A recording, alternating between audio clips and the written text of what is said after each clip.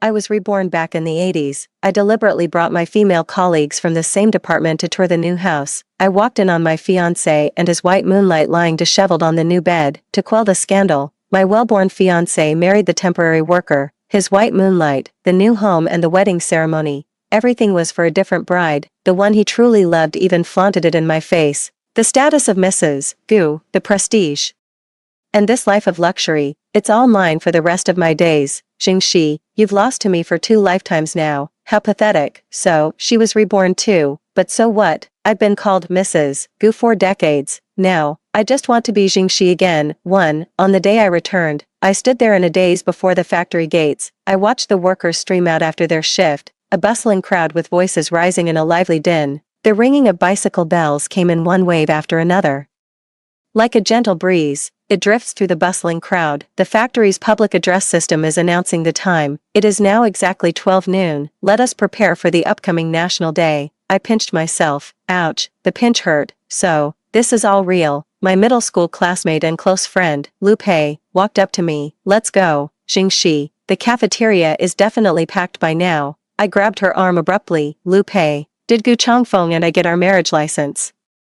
The young Lu Pei was utterly bewildered. Didn't you agree to go to the registry office tomorrow? I even swapped shifts for you. So, fate had brought me back to the day before I was to get my marriage license with my fiancé, Gu Changfeng, September 20th. How could I ever forget this day? I quickly said to Lu Pei, wait, my aunt from the countryside sent me some dried goods. I was just about to give you some. Only Lu Pei, who knows me best, would speak up for me like that.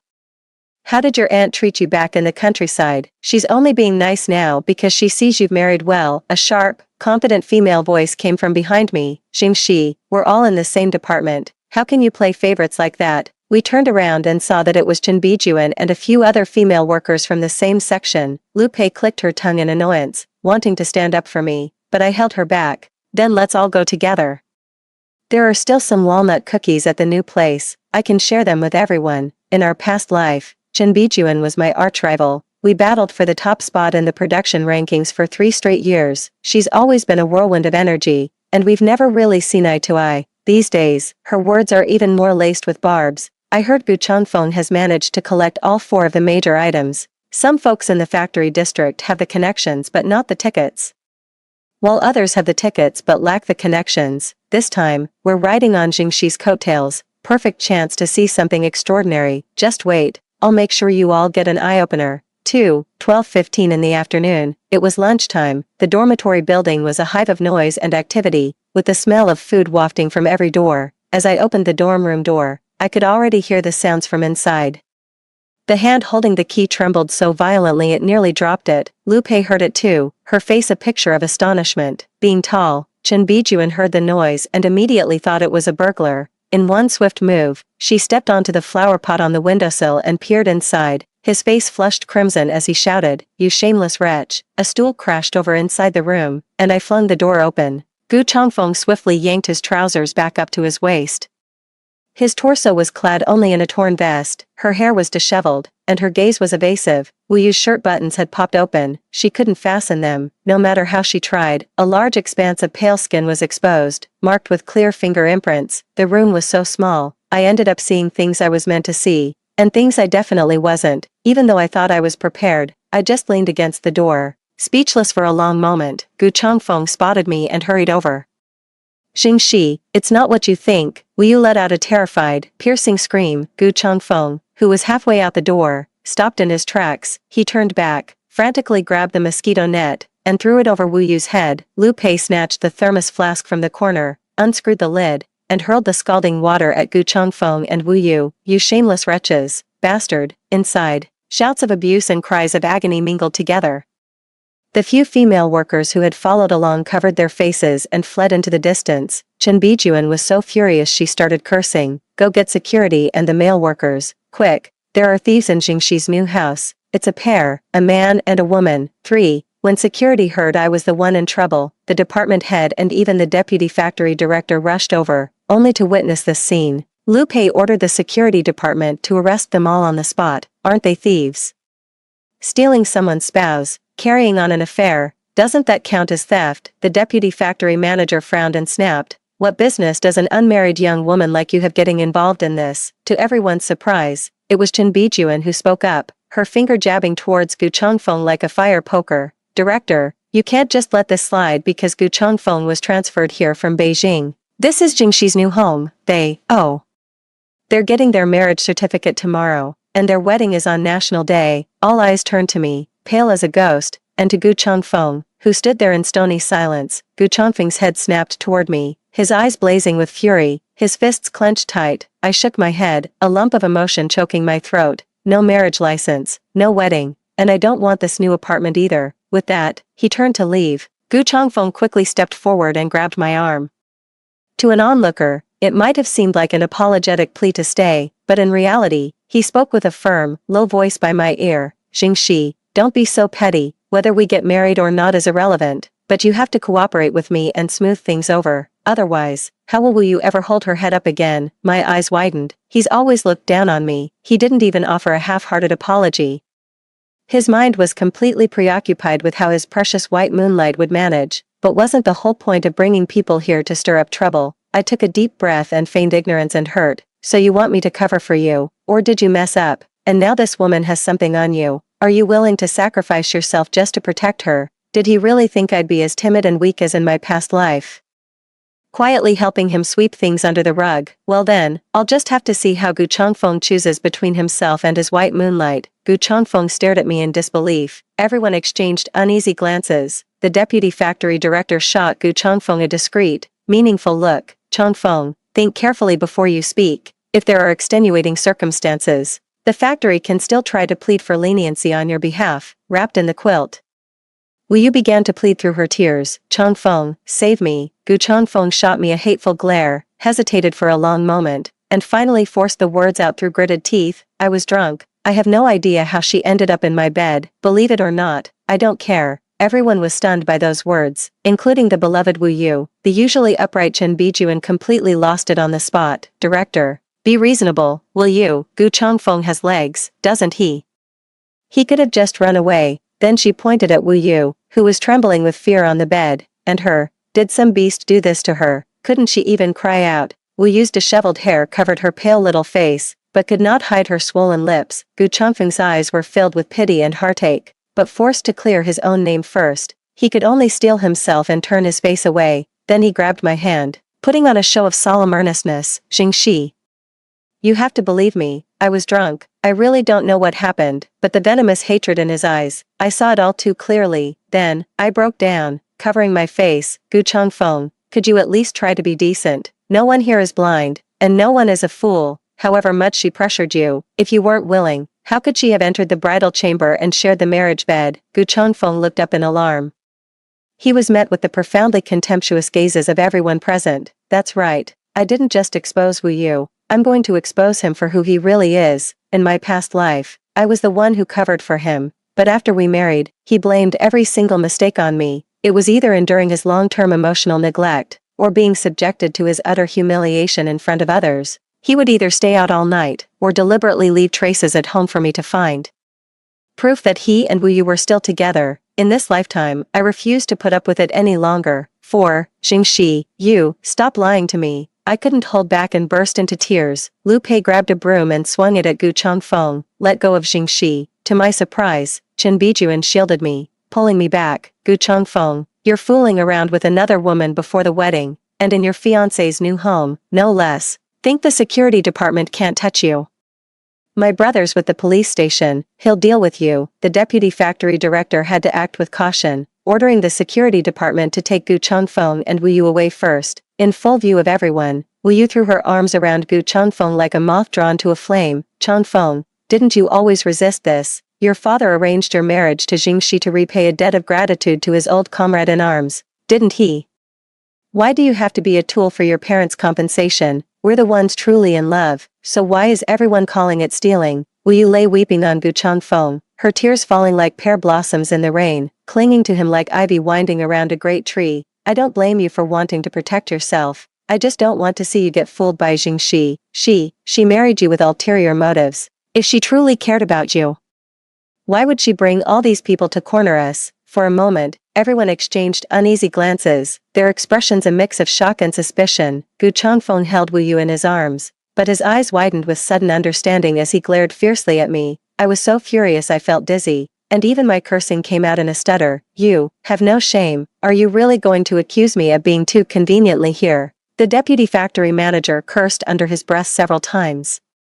He advised sincerely, Changfeng, everyone is watching here. It's too, how indecent. The anger on Gu Changfeng's face was replaced by a look of resolve and understanding. He looked at me and said, word by word, don't go. The deputy factory manager asked, don't go. What do you mean? Whether Gu Changfeng was trying to defy his uncle's orders, or acting for his own selfhood and dignity, at this moment, the scales in his heart tipped decisively in Wu Yu's favor. I said, Wu Yu isn't going anywhere. This private room was secured on my application in the first place. We're keeping the new house, the wedding is still on, and I am going to marry Wu Yu, no matter what. For a moment, nearly everyone was struck speechless by the declaration. I furrowed my brow. Then, from an angle no one else could see, I caught Wu Yu flashing me a triumphant, mocking smile. In her past life, Wu Yu was like a startled rabbit, her eyes holding a complexity and resentment I couldn't comprehend. 5. Lu Pei took me back to her place to calm down and collect myself. Jingxi, how do those two shameless bastards have the nerve to play the victim? The joy of rebirth, the satisfaction of achieving my goal to break with Gu Changfeng, and the sordid yet thrilling spectacle of that theft I just witnessed. My mind is a complete mess right now. I can only try to piece together those distant memories, bit by bit, in my past life. My parents died young, so I was taken in and raised by my uncle's family. After my uncle and aunt squandered my father's death benefits, they treated me with nothing but abuse and scorn, treating me like a useless little servant who ate for free. It was Uncle Gu, returning home in glory, who remembered my father's life-saving act during a mission. He sought out and found me, the orphan child of his fallen comrade. Not only did he send me to study in the city, but after I graduated from technical secondary school, he also arranged for me to get a job at a large state-owned factory. Just like that, my city household registration was settled. Everything I have is thanks to Uncle Gu's kindness. So when Uncle Gu hoped for me to marry Gu Changfeng, I didn't refuse. It wasn't just out of gratitude, but also because Gu Changfeng's looks and intellect were truly exceptional, inspiring in me a kind of reverent admiration. After we became a couple, I actively pursued my studies and career, wanting to share common interests and topics with him, but he would always cut me off coldly mid-sentence, or just dismiss it with a laugh and let the matter drop. The day before we were to get our marriage license, I went back to the new apartment to pick something up and heard Gu Changfeng and Wu Yu inside, laughing, flirting, and being intimate. My mind just went completely blank. It was Gu Changfeng who wronged me. I should have shouted it out loud, let him face the condemnation of everyone. But what about Uncle Gu? What about the Gu family's reputation? Even if I don't consider Uncle Gu, I discovered Gu Changfeng's illicit affair with that young woman. Gu Changfeng was disgraced and arrested. That would mean I've offended the Gu family, and from now on, I'll lose their protection, as an orphan with no parents. Am I to return to the countryside and continue to be ground down by my uncle and aunt? I told myself again, just endure it. If I endure, it will pass. After we married, he said he needed a wife who would focus on the home, so he made me quit my job and move to Yanjing. Then he had Wu Yu take over my official position. When I was in the hospital after giving birth, he brought Wu Yu into our home in Beijing and moved her right in, even though they lived apart. Gu Changfeng would set aside time every year to travel from Beijing to City A to be with her. In my old age, I was sent to a nursing home and left to my own devices, only to see on my phone that my children were holding a belated wedding for Gu Changfeng and Wu Yu. In the video, the two white-haired figures shared a public kiss, met with rounds of applause. After Uncle Gu passed away, he could have divorced me and married Wu Yu, but why did he have to take the children I bore to her side, to let them bring her joy, to make my own children call a woman with no rightful place their mother? I endured it all my life, only to end up like this. In the nursing home, I lost the will to live. After a night's sleep, I stopped breathing. 6. Oh my, you've torn your nail until it bled. Lu Pei grabbed my hand. I looked up at her and asked, the wedding will go on, but with a different bride. How will Uncle Gu see me from now on? Lu Pei didn't have an answer either. She knew about my relationship with the Gu family, but Uncle Gu's reaction could only go one of two ways. Either side with Gu Changfeng and be disappointed in me, or oppose the wedding and take Gu Changfeng back to Yanjing. In any case, Uncle Gu has no reason to keep helping me. I know I've chosen a path far more perilous and rugged than in my past life, but I've already repaid Uncle Gu's kindness with everything from my past life. In this life, It's time I become Jingxi again. Lu Pei's mother was knocking on the door outside. Mom. What is it? You're home.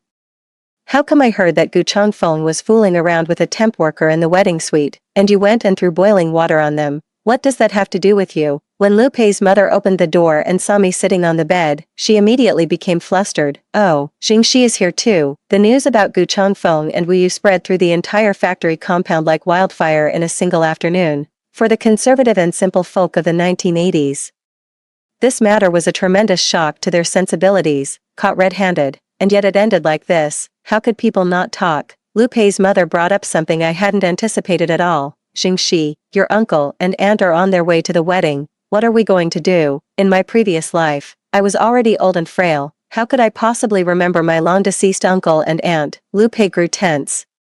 What if your uncle and aunt see that the Gu family has cast you aside and decide to take you back to the countryside? The scars from the beatings all those years ago still marked her arm. A lifetime of swallowing your pride only invites worse treatment, I said through gritted teeth, with firm resolve. It's not my fault. The factory has no grounds to fire me. Even if they don't want me, I have my own 2 hands and feet. I can sell sundries door to door. I will absolutely not go back with them.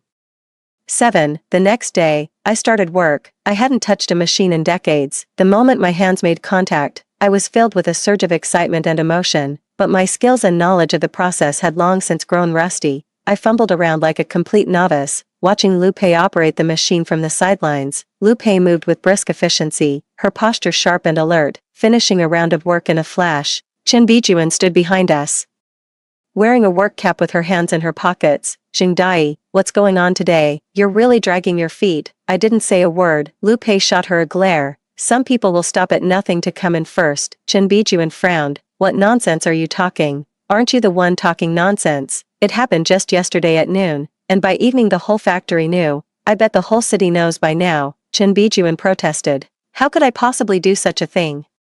Lu Pei was about to say something more, but I gave a slight shake of my head and said politely, as you can see, I'm not in the best shape right now and might hold everyone back for a while. I won't be a burden for long, so please bear with me. Chen Bijuan, however, exclaimed in surprise. Jingxi, who are you being so sarcastic about? Do I look like the kind of person who'd stoop to dirty tricks just to win first place? I calmly looked at my rival from a past life.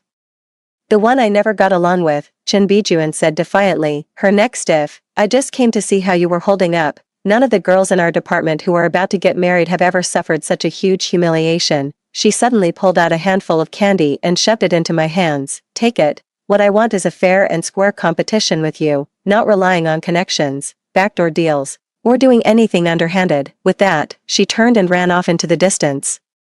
Lu Pei is unbelievable. White rabbit creamy candy. Now that's a real luxury. It suddenly dawned on me why I was so nostalgic for the days of going to work. It wasn't just because I was young then, but also because my worth was still recognized by everyone, the respect and trust you earn with your own 2 hands. 8. After work, I was still replaying the day's details in my mind. My uncle and aunt suddenly appeared before me. From the moment we met, my uncle clamped his hand around my wrist like a vice. Jingxi, come with us now. You have to go beg Gu Changfeng. You mustn't let him abandon you. My aunt used the most force, her fingernails digging into the back of my hand. You've made it to the city, yet you can't even keep a man from slipping away. A gust of wind rushed past my ear. My aunt's slap immediately struck my cheek. She kept hurling abuse, even insulting my parents. A powerful surge of rage erupted within me, and I roared.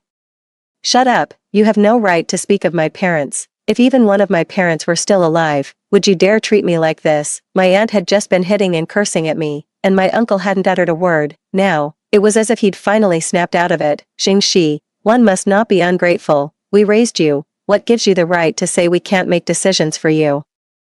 On the main road of the factory grounds, everyone was buzzing with discussion. I thought it was a parent disciplining their child, but they're just relatives. Even parents can't hit someone in the street. Who are you people, anyway? Call security. This could be a kidnapper. Seeing the tide of opinion turn against her, my aunt immediately plopped down on the floor and began wailing. What a sin, after all the blood, sweat, and tears I poured into raising my niece, she dares to defy me.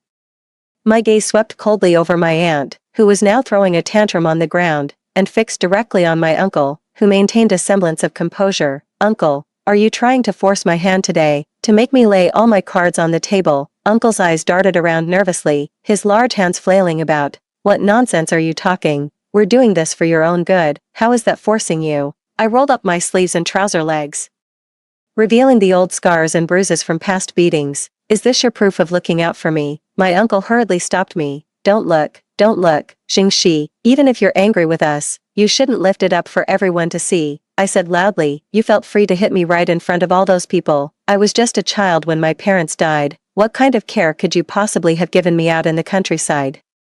I know you have no conscience and fear neither gods nor ghosts, but do you really think you'll never grow old or die? Even if you fear nothing for yourselves, what about your own children, your nephews and nieces? Go ahead and make a scene. I'll lose my job, and my cousins won't be able to come to the city. My uncle stared at me in horror. Even my aunt, who had been sitting on the floor throwing a tantrum, forgot her act. No matter how ignorant or fierce a person is, even if they fear no gods or ghosts, they still fear bringing misfortune upon their children. They always assume that with just a word from the Gu family, my cousins, and I, after finishing technical school, would naturally waltz right into the state-owned factory. They're clearly trying to bleed me dry, yet they order me around like a slave owner. What gives them the right? The security personnel arrived quickly. Who are you? How dare you start a fight on factory grounds?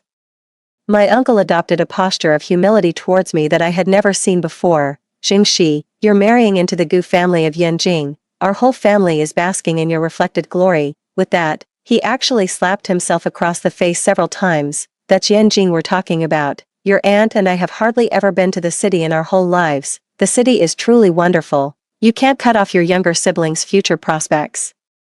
It's such a blessing for a child to have parents to shelter them. Sadly, I never did. I absolutely refuse to let these hypocritical, spiteful people emotionally blackmail me any longer. Who I marry or don't marry is not a rope for you to use to climb the social ladder. If this goes to the police station, I can sue you for assault. Once you have a record, my cousins can forget about getting into any factory, or any decent job at all, uncle. Are you forcing me into a corner where we all go down together? 9. Under the escort of the security department, my uncle and aunt reluctantly left the factory grounds. The surrounding crowd gradually dispersed. I touched my swollen cheek and finally let out a sigh of relief. That's when I saw Gu Changfeng, his face a mask of mockery and scorn. Quite the performance. I almost expected it to go on until your uncle and aunt dragged you before me, begging me not to cast you aside. I pressed my lips together tightly. What are you doing here? Gu Changfeng's mind had already raced ahead, constructing a whole dramatic scenario. With all the commotion your uncle and aunt were making, how could no one have called me to come rescue you? Isn't this just like yesterday? Another one of your carefully orchestrated schemes. You really went all out with that injury on your face, didn't you? So you want me to see this, feel sorry for you, and then change my mind and marry you? I bent down, grabbed a rock, and hurled it at Gu Changfeng's head. That's right, it was all an act. My parents being dead was an act. The abuse from my uncle and aunt was all an act. Even you fooling around with Wu Yu in the new house. I arranged that whole performance. Satisfied now, Gu Changfeng dodged the stone, his face ashen with fury. I've never spoken back to him like that before. Good, you admit it. My parents will only attend my wedding with Wu Yu over the National Day holiday. Xingxi, don't even think about it. I couldn't help but let a faint, mocking smile show. What about you is worthy of anyone's respect? Besides being Uncle Gu's son, Gu Changfeng raised his eyebrows arrogantly, his smile lacking conviction, his tone one of brazen confidence. I am the youngest son of the Gu family. Born into a prestigious household, my success is legitimate, built on my family's support. But you, Xingxi, you're an orphan who only got an education and a job thanks to my father's charity. Every single thing you have, the food you eat, the clothes you wear, everything, isn't it all thanks to my father's charity? Marrying me is like a sparrow turning into a phoenix. How could you possibly give that up? Xingxi, you've already gotten so much out of this. Can you please stop playing the victim? I just took a solid slap from my aunt. Gu Changfeng's words felt like a dozen slaps to my face. The crowd, which had only just begun to disperse, slowly started to gather again at the sound. An acquaintance quickly tugged at Gu Changfeng, urging him to leave and not confront me any further. Gu Changfeng refused and said with utter arrogance, Xingxi, if you're really serious about winning me back, how about you get down on your knees and kowtow to me right here in front of all these people? An acquaintance, hearing this, immediately interjected, Changfeng, that's going too far. Gu Changfeng shrugged. Xingxi owes my Gu family a debt he can never repay in his lifetime. What's wrong with making him kowtow? I shot a sidelong glance at the proud and upright Gu Changfeng. He wanted to reclaim all the face he lost yesterday in one go today. what a shameless, good-for-nothing playboy. What kind of rose-tinted glasses was I wearing in my past life to think this scumbag was worth entrusting my life to? 10. The crowd had swelled to the point of being impenetrable, guided by Gu Changfeng. Every single person was looking at me, their eyes seemingly eager to witness the outcome of me kneeling and begging for mercy. I feel like I'm trudging alone against a hurricane. I saw all the sorrows and hardships from my past life. In the end, I died, white-haired and frail, in a hospital bed. On the phone, the wedding march was playing, as the elderly Gu Changfeng and Wu Yu shamelessly locked lips.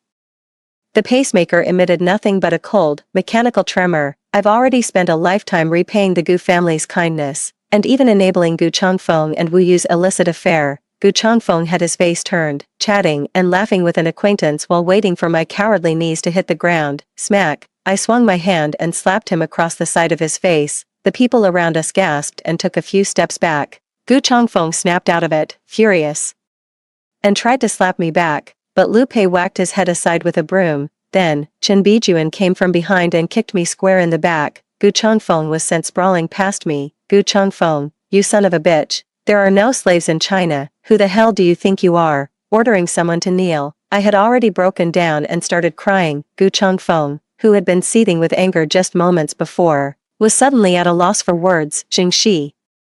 I poured it all out, every ounce of emotional betrayal from my past life. Gu Changfeng, I won't deny the kindness your father has shown me. In fact, I'd say Uncle Gu has been the kindest person to me, after my own parents. If, as you claim, his benevolence was merely charity, then you're not only insulting your father's character, but you're also tarnishing the Gu family's genuine intent to do good. As a person, I will always remember Uncle Gu's kindness to me. But I will also remember the slander and belittlement you heaped upon me today. Not marrying you was the best decision I ever made. Choosing not to pursue your betrayal and broken engagement was the greatest respect I could show the Gu family, but you destroyed everything I held dear. Gu Changfeng, don't think for a second that just because you said you'll marry Wu Yu, this matter is over. Getting married requires approval all the way up the chain. If I decide to press the matter, not only will your marriage to Wu Yu be impossible, but the lifestyle conduct issues alone will be more than enough to ruin you both. Gu Changfeng's hesitant expression slowly gave way to one of shock. Jingxi, are you trying to get back at me? Have you forgotten who my father is? How dare you? I gasped for breath, my breathing ragged. You're the one who broke the engagement and cheated, yet you keep slinging mud at me. Isn't it just because you've decided that, as an orphan, I'll keep enduring this silently to save face and out of a sense of gratitude? Yes, many people want to marry up and change their fortunes, but even more people just want to live with dignity and integrity. Haven't I suffered enough criticism because of you? Do you expect me to get down on my knees and thank you for it? In the 1980s, if a young woman couldn't manage to get married for no apparent reason, it was bound to invite gossip, even among the onlookers.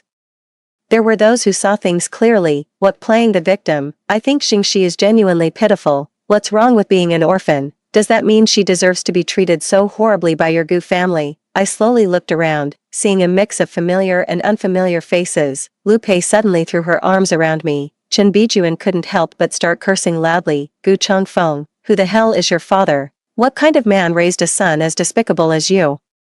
Gu Changfeng knew he was in the wrong and could sense the growing discontent in the crowd, which only added to his panic. Yet, he was determined to double down with a threat. Jingxi, you're a cunning one. How did I never realize you had the skill to stir up a crowd like this? The crowd closed in on him. What are you trying to stir up? Did you really think we'd praise you after hearing about your mess? How could old Gu have raised a son with such a brain? The deputy factory director appeared just outside the crowd and shouted, Gu Changfeng, get over here. Seeing that the deputy factory director was backing him, the crowd had no choice but to disperse. The deputy factory director hissed at Gu Changfeng, stop causing trouble for me, and don't let that woman come looking for me again. 11. Gu Changfeng's clothes were rumpled from the jostling. His shoes had been stepped on several times, and he felt a dull ache in several places on his body. A warm, tender feeling rose in his heart at the sight of the lights glowing in their new home. Thank goodness for Wu Yu's quick thinking today, getting the deputy factory director to help him out of that bind. But as the door opened quietly, Gu Changfeng saw Wu Yu, with her back to him, was happily humming a tune while coordinating outfits from the women's clothes spread all over the bed. The four major items in the room, which had been covered with red cloth, were all unwrapped, leaving packaging boxes scattered all over the floor. Wu Yu gazed at her beautiful face in the mirror, her brows and the corners of her eyes brimming with smugness and shallowness. Jingxi, All your things are finally mine. Gu Changfeng entered the room, the sound startling Wu Yu and making her jump. Don't hit me. Wu Yu instinctively flinched. Gu Changfeng sighed. It's me. Wu Yu's worry turned to joy, her eyes sparkling as she looked at him. Changfeng, you're back. Oh. I thought it was Jingxi, or my stepfather. Gu Changfeng was aware of Wu Yu's family background. Her biological father died early, and her mother remarried a factory worker, who became her stepfather. After his mother passed away, his stepfather made several attempts to remarry. However, upon hearing that besides his own children, there was also Wu Yu in the household, several potential matches turned him down. His stepfather tried to drive Wu Yu out of the house on multiple occasions. But it was relatives who stepped in and helped her find temporary work. Wu Yu was truly pitiable, yet undeniably beautiful. She's the kind you'd be proud to show off, and she's utterly devoted to you, not like Xingxi, always so dull and pedantic, with her head buried in work and studies. Marrying her would be no different from marrying a man. Wait, no, why did you have to bring Xingxi into this? Gu Changfeng, not wanting to dwell on the humiliating memory of Xingxi from earlier, pointed at the clothes on the bed. My mother and sisters had these made to fit Jingxi's measurements. What are you doing with them? Do you really think you can wear them? Wu Yu unhurriedly took off her cardigan. The dress underneath was indeed a bit tight, clinging to her and accentuating her full, shapely figure. Then, she sidled up close to Gu Changfeng and said in a pitiful, delicate tone, Changfeng, I know you're in a bad mood today. Did Jingxi put on another one of her pitiful acts and embarrass you? Gu Changfeng thought of Jingxi's words and felt an inexplicable irritation. Exactly, she was so full of herself, she actually had the nerve to chew me out. She even threatened to report me for conduct unbecoming. See, she's just holding a grudge because she can't get over me. It's pure spite. Women are so duplicitous. She's just a helpless orphan. How could she survive without me? Just wait until I get my hands on her. Wu Yu sensed a grave threat in those words. Jingxi was always so meek and honest. When did she become so bold, cursing people and filing reports? Could it be that what happened last time at the new house wasn't a coincidence? Has she been reborn too? No. She needed to keep Gu Changfeng calm first. Wu Yu chose that moment to be coquettish. Changfeng, don't think about such dreary things. What if your parents don't like me? Gu Changfeng let out a derisive snort. He reached out and brushed aside the hair by Wu Yu's ear. The deed is done. What else can you do about it? Wu Yu coquettishly threw herself into Gu Changfeng's arms, but a sinister glint flickered in her eyes. Xingxi, even if you've been reborn, I can still take everything from you. 12. We had dinner at Lu Pei's place, and Chen Bijuan tagged along, at the table. My hand holding the chopsticks wouldn't stop trembling. Lu Pei comforted me. Xingxi, you were amazing today. You really put your uncle, aunt, and Gu Changfeng in their place. It turns out, being the one to flip the table isn't as hard as I thought it would be. The two mountains that weighed on me in my past life weren't as formidable as I'd imagined. Chen Bijuan suddenly said gloomily. The quarterly review results are coming out. You're first again, I'm second again. Be content with that.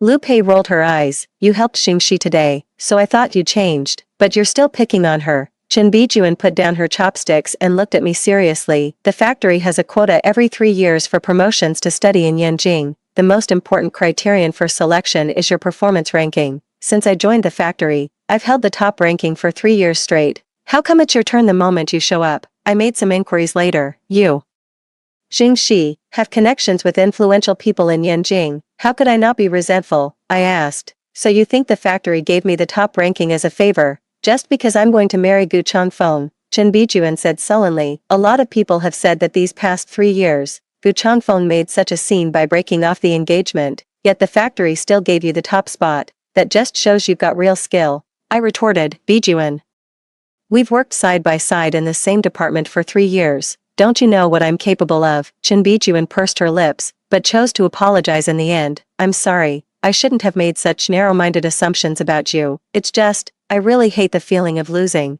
I said earnestly. What do you mean, lose? Even though we're rivals, you still helped me drive Gu Changfeng away today, letting bygones be bygones. That shows you have real integrity.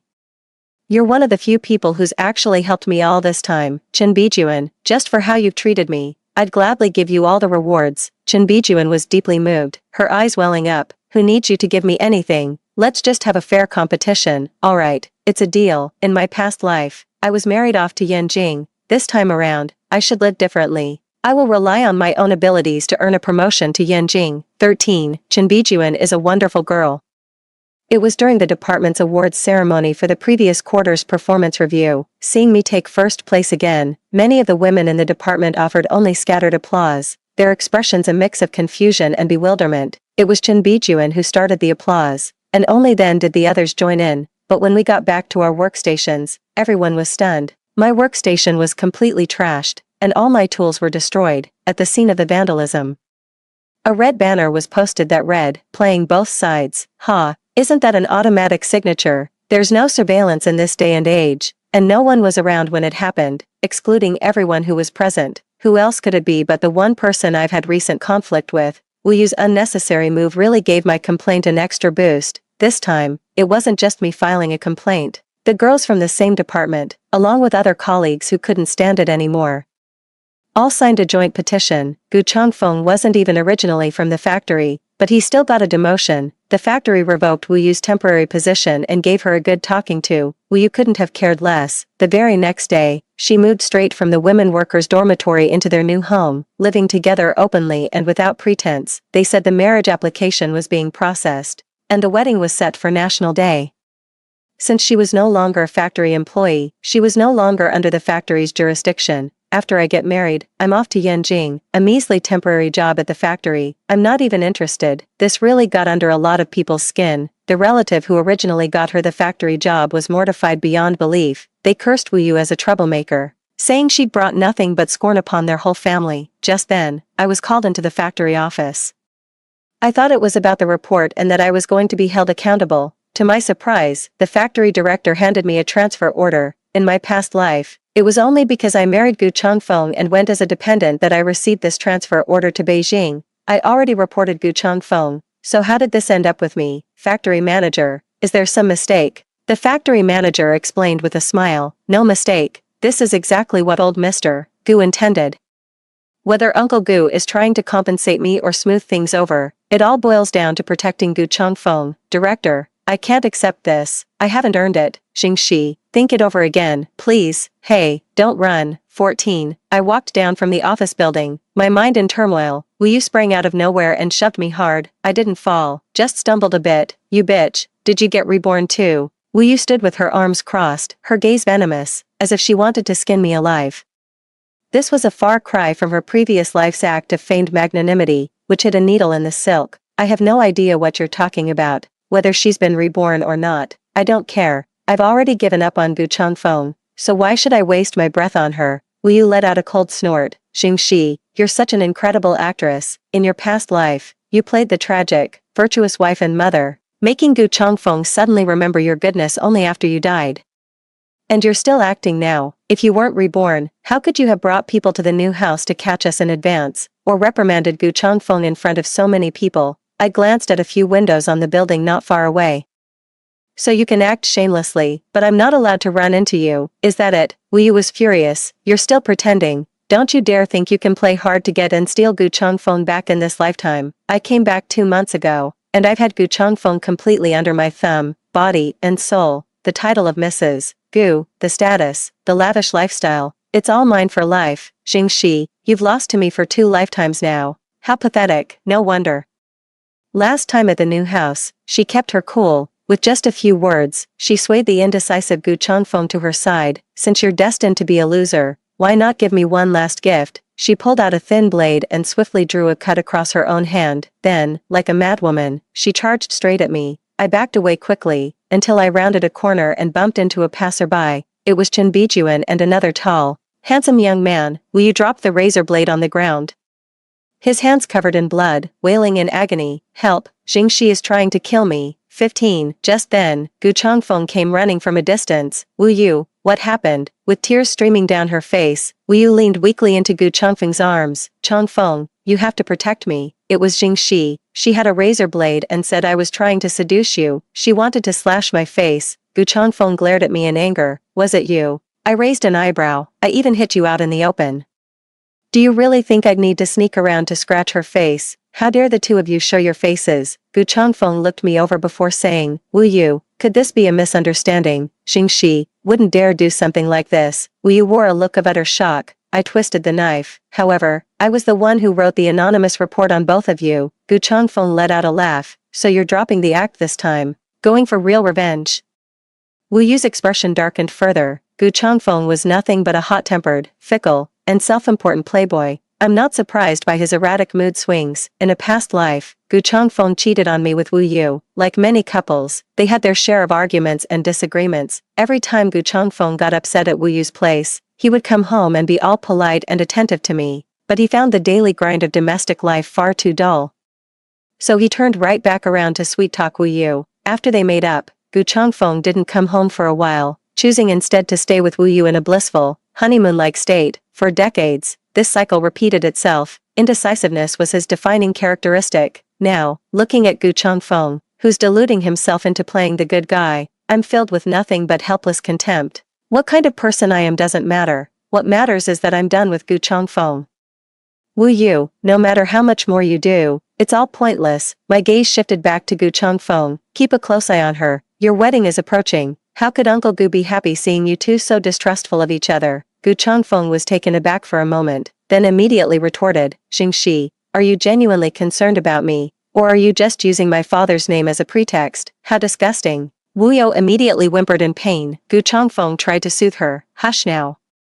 It's just a little scratch. Don't be such a baby. Chen Bijuan, who was originally just part of the background audience, couldn't help but laugh. Who in their right mind would use a razor blade to hurt someone? Wouldn't a knife be much more practical? What kind of victim, after being slashed, would keep chasing after their attacker? The act is so obviously fake, yet you're still convinced it's the real deal. Wu Yu flew into a rage, his shame turning to anger. It was Xingxi who set me up. You're in the same department as her. You must be providing false testimony to cover for her. Chen Bijuan perked up immediately upon hearing this. Everyone knows Xingxi and I are at odds. In the department evaluations, if she's not first, then I am. You know what a cutthroat rivalry looks like. That's her and me. Xingxi is a total pushover. If it were me, I'd have beaten you and that scumbag man right then and there. Gu Changfeng was furious. Who the hell are you calling names? Chen Bijuan didn't hold back in the slightest, so I can't scold you just because I scolded her. You pathetic excuse for a man. That watch on Wu Yu's wrist was a gift from our entire department to Xingxi for her engagement. How dare she flaunt it everywhere? And whose fault is that? Yours, for letting her. You think your reputation isn't tarnished enough. From now on, every time we see you, we'll spit on you. You're nothing but trash, ruining the factory's good name.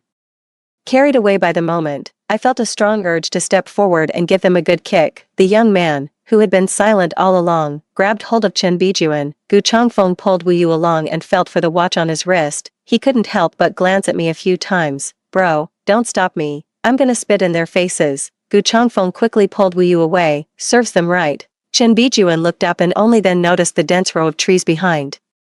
The windows on all 5 floors of the building were thrown open, packed with factory workers craning their necks to watch the commotion. The factory director also stood at a window, his face dark and grim. The cheers were coming from the male workers in the office on the west side of the 3rd floor. Chen Bijuan, count me in. From now on, I'll spit at the sight of them too. The young man pulling Chen Bijuan was her brother, Chen Kong. He teased lightly, see what your excitement got you.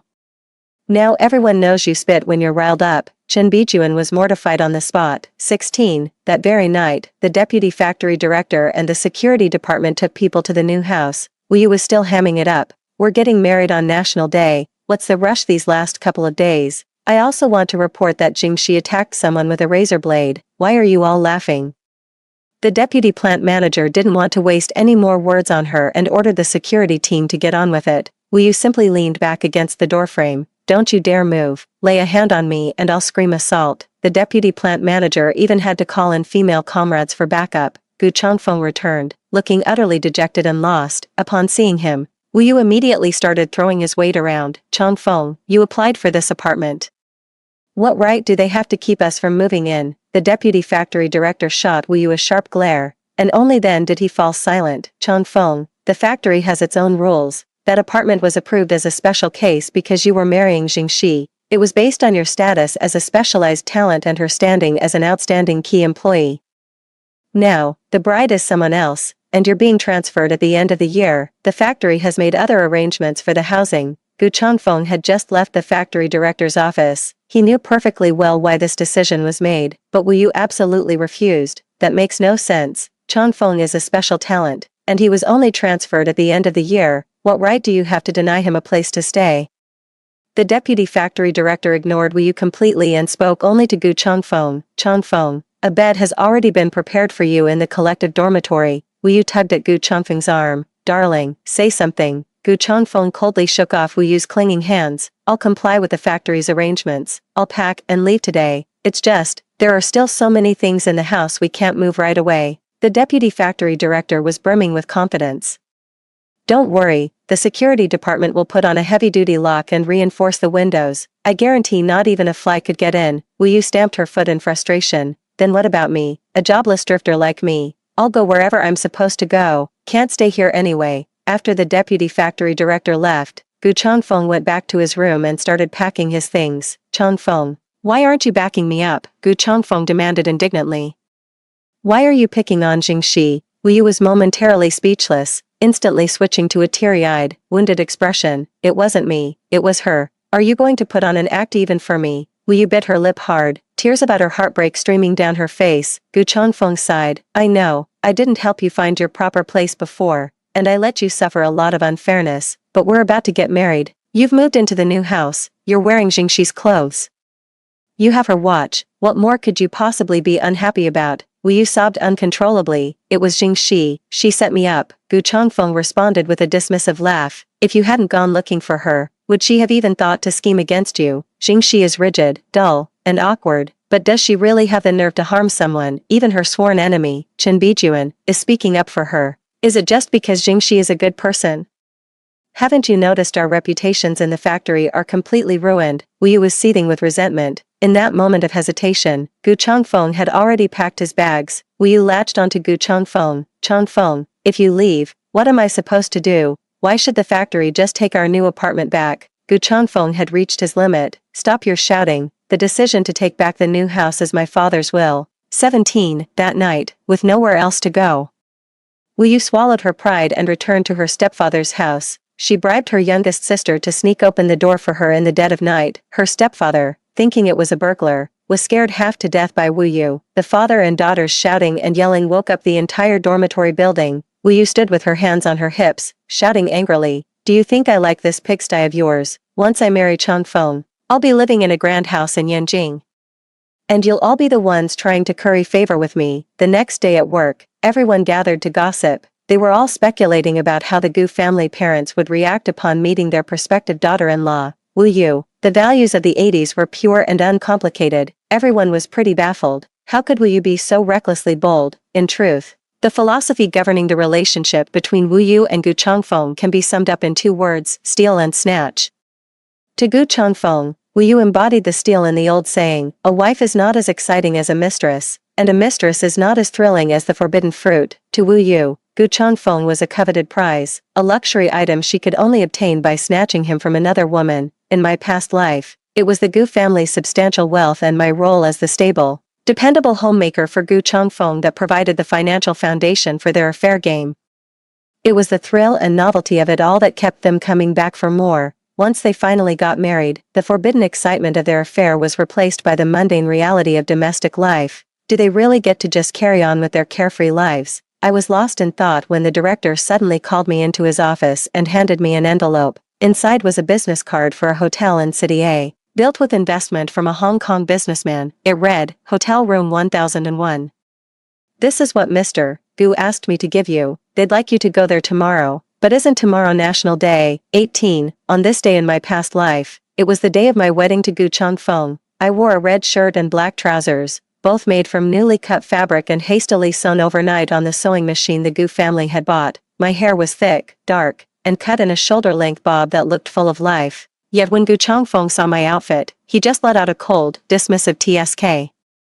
I suppose it's passable. Suppressing my sorrow and dejection, I still stood behind Gu Changfeng. Someone like me, who had never known what happiness was, truly believed that having a home would bring perfect bliss. And what was the result? I am not happy. I devoted my entire life to securing the Gu family's happiness. I arrived at the hotel room where Uncle Gu was staying. Both Uncle Gu and Aunt Gu were there, exuding the same powerful and imposing aura I remembered from my elders. The fact that they're here means they really have no intention of attending Gu Changfeng's wedding. Uncle Gu let out a long sigh. I know all about what happened between you. Jingxi, you did nothing wrong. I know you're someone who repays kindness. You didn't take a single thing from the dowry prepared for your marriage, and you returned that transfer order. My child, have you thought about yourself in doing this? Uncle Gu, you've already changed my life. You've done more than enough for me. I can't possibly accept anything more from you. Yes, I declined Uncle Gu's offer of support. In the same way, I have also cast off the humiliations of my past life, the failed partner, and the moldering, rotten marriage. You can take away all the conveniences Gu Changfeng brought, can take away the status, the position, and the comfortable life that came with being a daughter-in-law of the Gu family, but I am still myself. I still have a brand new life ahead of me to live. I haven't forgotten the past, not for a single day or moment. It's been like a living nightmare. I don't want to live in that nightmare anymore. If I keep getting entangled with them, I'll just be trapped in the same old cycle. Aunt Gu suddenly said, Xingxi. Please let us help you again. Think of it as you helping us, too. Worried I'd refuse, they added. Otherwise, how will old Gu ever face your father in the future? I still refused. I appreciate your kindness. My father's duty was to protect our home and defend our country. As his descendant, my own purpose shouldn't end with just getting married and raising a family, spending the rest of my life solely on domestic affairs. Life is short. I want to live a life that truly reflects my own worth, Xingxi's worth. Aunt Gu stared at me in astonishment. In my past life, she never really liked me. In fact, many of Gu Changfeng's opinions of me were a direct reflection of his mother's. But now, compared to the notorious Wu Yu, I, a less than ideal orphan girl, had become her best available choice. But I declined, Uncle Gu said calmly. I can see your aspirations. It is Changfeng who is not worthy of you. After I left and closed the door, I heard it clearly, the usually dignified Aunt Gu said urgently. How could you just let her leave? What about Changfeng? Are you really going to let him marry a woman of loose morals? Didn't you say Xingxi wasn't corrupt because he didn't dare to be? Well, now your son has found you one who is both corrupt and daring. Are you satisfied? If any of you had understood even a fraction of my painstaking efforts, the Gu family would never have become such a laughingstock. I understand Uncle Gu's well-intentioned efforts all too well. The Gu family, after failing to raise their son properly for over 20 years, simply found a dutiful and well-behaved daughter-in-law to tie to his side as a corrective tool. As for whether the two of us love each other or find happiness, it doesn't matter. What's important is that I can keep an eye on Gu Changfeng, ensuring he doesn't go astray and that the Gu family avoids becoming a laughingstock. I really don't owe them anything anymore. 19. Wu Yu sat dazedly in the front row seat of the auditorium. The spectators had long since dispersed. Not only were the Gu family parents absent today, but even I, as one of the newlyweds, was not allowed to take the stage. Her marriage application with Gu Changfeng has been held up. The reason given was that the personal information for the bride had been changed twice in a short period, requiring further verification by the authorities. It goes without saying. The Gu family must have orchestrated this. The imagined scene of a defeated Xingxi looking up from the audience with a mix of envy and resentment was gone. The triumphant moment of basking in glory and vindication had vanished as well. She couldn't even attend the factory's welcoming banquet for the new hires, because now, she wasn't even a temporary worker anymore. Gu Changfeng smoked several cigarettes off to the side, watching as the sky gradually darkened. Wu Yu, you should head back first. Wu Yu shouted in utter despair. Go back. Where is there for me to go back to? Didn't you tell me we were getting married? The new house is gone. I have to go back to my stepfather's place. Why does Xingxi get everything, while I'm left following you around with no name or status? Just like before. Gu Changfeng irritably stubbed out his cigarette. So you're blaming me? Did you know that when you framed Xingxi?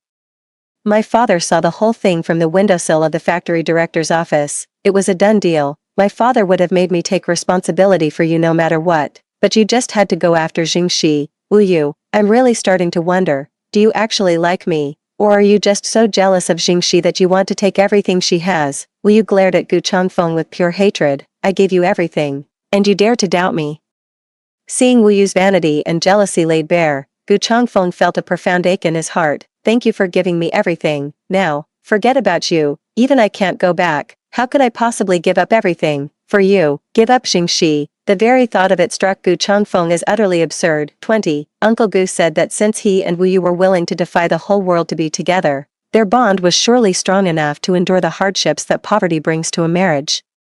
Gu Changfeng's former position at his Beijing unit was completely transferred to City A. His rank and salary would have to be built back up from the bottom. Considering he was about to start a family, the factory allocated him a basement room to serve as his new dormitory. Compared to their original bright, high-rise new home, their living conditions had taken a nosedive. The Gu family elders left City A without ever meeting Wu Yu. It was as if they had never acknowledged this daughter-in-law. Many people were taken aback by just how harsh the Gu family could be toward their youngest son. In fact, Uncle Gu had 7 children, and Gu Chongfeng, being the youngest, received the most attention. However, Gu Chongfeng's professional competence and interpersonal skills were rather limited. Uncle Gu had sent him to City A precisely to help him develop and gain experience. Yet, once free from his parents' supervision, Gu Chongfeng's impulsiveness, lecherous tendencies, and susceptibility to manipulation all surfaced. Everyone in the factory compound knew exactly what kind of man Gu Chongfeng was, and it ended up tarnishing Uncle Gu's reputation as well. Of course I knew that Uncle Gu valued the family's reputation above all else. That's precisely why I made sure to blow the whole thing up from the very start. But the real reason Uncle Gu gave up on Gu Chongfeng was Chongfeng's own decision to replace the bride with Wu Yu. But I never expected that Wu Yu had also been reborn. In my view, Wu Yu is silver-tongued and exceptionally skilled at manipulating people. At the same time, she is far too overconfident in herself. Although I don't know exactly when she died, in her previous life, she was genuinely kept by Gu Chongfeng for decades, caged by his money and affection. After all these years with the Gu family, navigating its vast network of relatives and social connections, I still feel disconnected from the outside world. This is even more true for Wu Yu, whose entire life revolves around gauging Gu Chongfeng's every mood. When her world shrinks to focus on just one person, her actions inevitably become absurd and foolish. No matter what, this time, I respect their fate, and I respect their illicit affair evolving into true love. 21. Autumn gave way to winter. I quickly rediscovered the version of myself that once shone brightly and burned with passion in my work. In the annual evaluation, Chen Bijuan and I tied for first place. However, when it came to selecting the candidate from our factory to go to Beijing, Chen Bijuan lost out to me by a margin of over 10 points in the overall score. I knew my victory wasn't entirely fair. After all, I've lived a whole life before. Revisiting old materials allowed me to solidify that knowledge in no time. Chen Bijuan shook my hand with palpable awkwardness. If you can go to Yanjing, then go. Just get out of my sight. I can't stand the sight of you. The day before my departure, the girls from the department threw me a farewell dinner. Lu Pei choked up several times. Xingxi, take care of yourself, eat well, sleep well, and be well from now on. Yet, the one who cried the hardest was Chen Bijuan, who was completely wasted. Xingxi, with you gone, what's even the point of me coming in first place anymore? That night, emboldened by the alcohol, we shared many heartfelt truths. There's no reason why relationships between women should be defined solely by competition. They can also be built on mutual admiration and inspiration. The next day arrived. With my luggage in hand, I opened the door. All the women from the department were gathered at the entrance of the courtyard, standing there like a field of sunflowers. Beaming with radiant smiles, they came to see me off as I embarked on my grand journey. We walked, paused, and walked some more, saying our goodbyes over and over, until we finally reached the bus stop just outside the factory gates. Just then, Gu Chongfeng rode up on his bicycle, with Wu Yu sitting on the back, returning from somewhere outside. Today also happened to be the day they had finally, after much difficulty, completed the marriage application process and officially received their marriage certificate. Gu Chongfeng slammed on the brakes of his bicycle. He glared at me in the crowd with a dark expression. Xingxi, you brought all these people. You're not planning to crash the wedding, are you? The girls burst into laughter. Gu Chongfeng's face flushed red. What do you all want? Wu Yu placed a hand on Gu Chongfeng's shoulder, beaming with pride. Today is a special day for Chongfeng and me. Please have some wedding sweets. Yet, no one was willing to take them. Lu Pei shooed them away. Get out of here. Now, you're not welcome. Chen Bijuan was also in a foul mood. It's a happy occasion today. Don't bring your bad vibes here. Go back to the basement. Wu Yu wanted to argue, but Gu Chongfeng stopped him. He twirled Wu Yu's hair around his finger while giving me a meaningful sidelong glance, as if he thought I should still be hung up on him and continue my feud with Wu Yu. That's how pathetic, shallow, and ignorant I was, orbiting only around him. He never truly saw me for who I was. 22. Perfect timing. The bus is here. The girls passed the luggage back to me. Gu Chongfeng's expression changed instantly. Xingxi, where are you going? I didn't answer. Luggage in hand, I turned to board the vehicle. Gu Chongfeng dropped his bicycle and strode toward me. Xingxi, tell me clearly. Where are you going? Wu Yu shot me a glare and hurried over to pull Gu Chongfeng away. Now that we're married, Xingxi obviously can't stay at the factory anymore. She wants to leave, so why are you stopping her? Gu Chongfeng, paying no heed, shoved Wu Yu to the ground, his hands, as if using every ounce of his strength, clamped tightly around my wrist. Jingxi, you're an orphan, where could you possibly go if you don't cling to the Gu family? I may be married, but did I ever force you to leave? I was utterly disgusted by Gu Chongfeng's shamelessness. Gu Chongfeng. Don't you dare think I'm as shameless as you are. Alright, when we were engaged, you were cheating on me with Wu Yu. Now that you're married, what business is it of yours whether I stay or go? Gu Chongfeng refused to let go, no matter what. He stared at me with what he thought was deep affection, searching for any lingering trace of feeling I might still have for him. But my eyes held nothing but contempt and disgust. The more I thought about it, the angrier I got. And I kicked him in the stomach. Gu Chongfeng had just cried out in pain. He was then promptly apprehended, with Officer Chen Kong in uniform and the security guard pinning him down from either side. I boarded the bus without a moment's hesitation. From behind the car, Gu Chongfeng shouted desperately, Jingxi, explain this to me. All the acting and the reporting, wasn't it all because you liked me? Before he could finish, Wu Yu slapped him hard across the face. Gu Chongfeng, get this straight. The one marrying you today is me. Didn't you say Jingxi was just some country bumpkin child bride your father forced on you, that the whole arrangement disgusted you? So what's with this pathetic act now? Are you trying to make a fool of me? The women in the department were utterly speechless. It was a constant assault on their sense of decency. As the bus pulled away, the faint sound of Gu Chongfeng shouting "I'm sorry" could still be heard. What is he even sorry for? The one he wronged was the Mrs. Gu of his past life, not the Jingxi of this lifetime. I can't accept his apology on behalf of my past self. After today, whether he continues to feel remorse or not, given the outrageous thing he did on the very day they registered their marriage, Wu Yu is bound to make him pay. In this lifetime, Gu Chongfeng lost the protection of his family. How long can he and Wu Yu sustain their love amidst the gossip and trivialities, watching the scenery slip by the window? Yet my heart felt incredibly light. In this lifetime, many unknown joys and challenges still await me. Extra story 1. During my 3 years in Yanjing, Gu Chongfeng sent me countless letters. I returned every single one of them, unopened. The postman had no choice but to stamp them addressee unknown. I have absolutely no curiosity about what Gu Chongfeng could possibly write in a letter. In his past life, Gu Chongfeng spent a lifetime playing both sides. Now, after just a taste of it, he's back to his old tricks, practically pressing his lips to the paper to send this. Well, I have no choice but to send it right back. Gu Chongfeng's letters finally stopped, but he sent an old childhood friend from Yanjing to look for me. Every time that old friend came to see me, I was busy. I was either writing reports or attending night school. The third time, I was at an awards ceremony. I stepped down from the stage. Only then did he say, I can see it now. Gu Chongfeng isn't good enough for you. He then told me the reason why Gu Chongfeng had stopped writing. Wu Yu was pregnant, but she gave birth to a child with birth defects. Gu Chongfeng was scared out of his wits upon seeing the child's ghastly face. Gu Chongfeng was set to marry even before Wu Yu had finished her postpartum confinement. Wu Yu, wielding a kitchen knife, threatened to end it all in a fit of despair. She emerged unscathed, but managed to break Gu Chongfeng's hand in the process. Gu Chongfeng was in utter despair. He could only hope his childhood friend would come plead with me, to see if he could persuade me to change my mind and rescue him from this living hell, because I was one of the people his father held in particularly high regard. He's sick in the head, my childhood friend agreed. Absolutely, too, in her past life, we never had any children. Gu Chongfeng even made a point of bringing my children to see her, telling them to call her auntie. It was all to fulfill Wu Yu's dream of having grandchildren to dote on. In this life, Wu Yu, fully aware of the genetic defect, still resorted to pregnancy in a desperate attempt to tie Gu Chongfeng down. It goes without saying that any affection between them had long since withered away. The deformed child did not survive for long.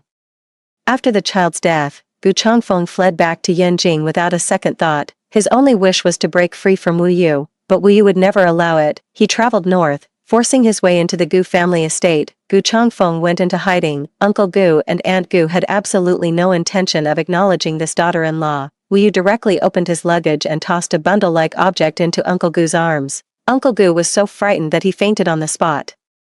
Aunt Gu's legs gave way, leaving her unable to move. Why do you all look down on me? If Jingxi can bear children for the Gu family, why can't I? I waited so many years for this child, and the moment he's born, his father wants nothing to do with him. So what if he's deformed? I'm bringing him to the Gu family, and I'll make them acknowledge him. 3. Wu Yu was committed to an asylum. She single-handedly threw the entire Gu household into utter chaos. Uncle Gu suffered a stroke.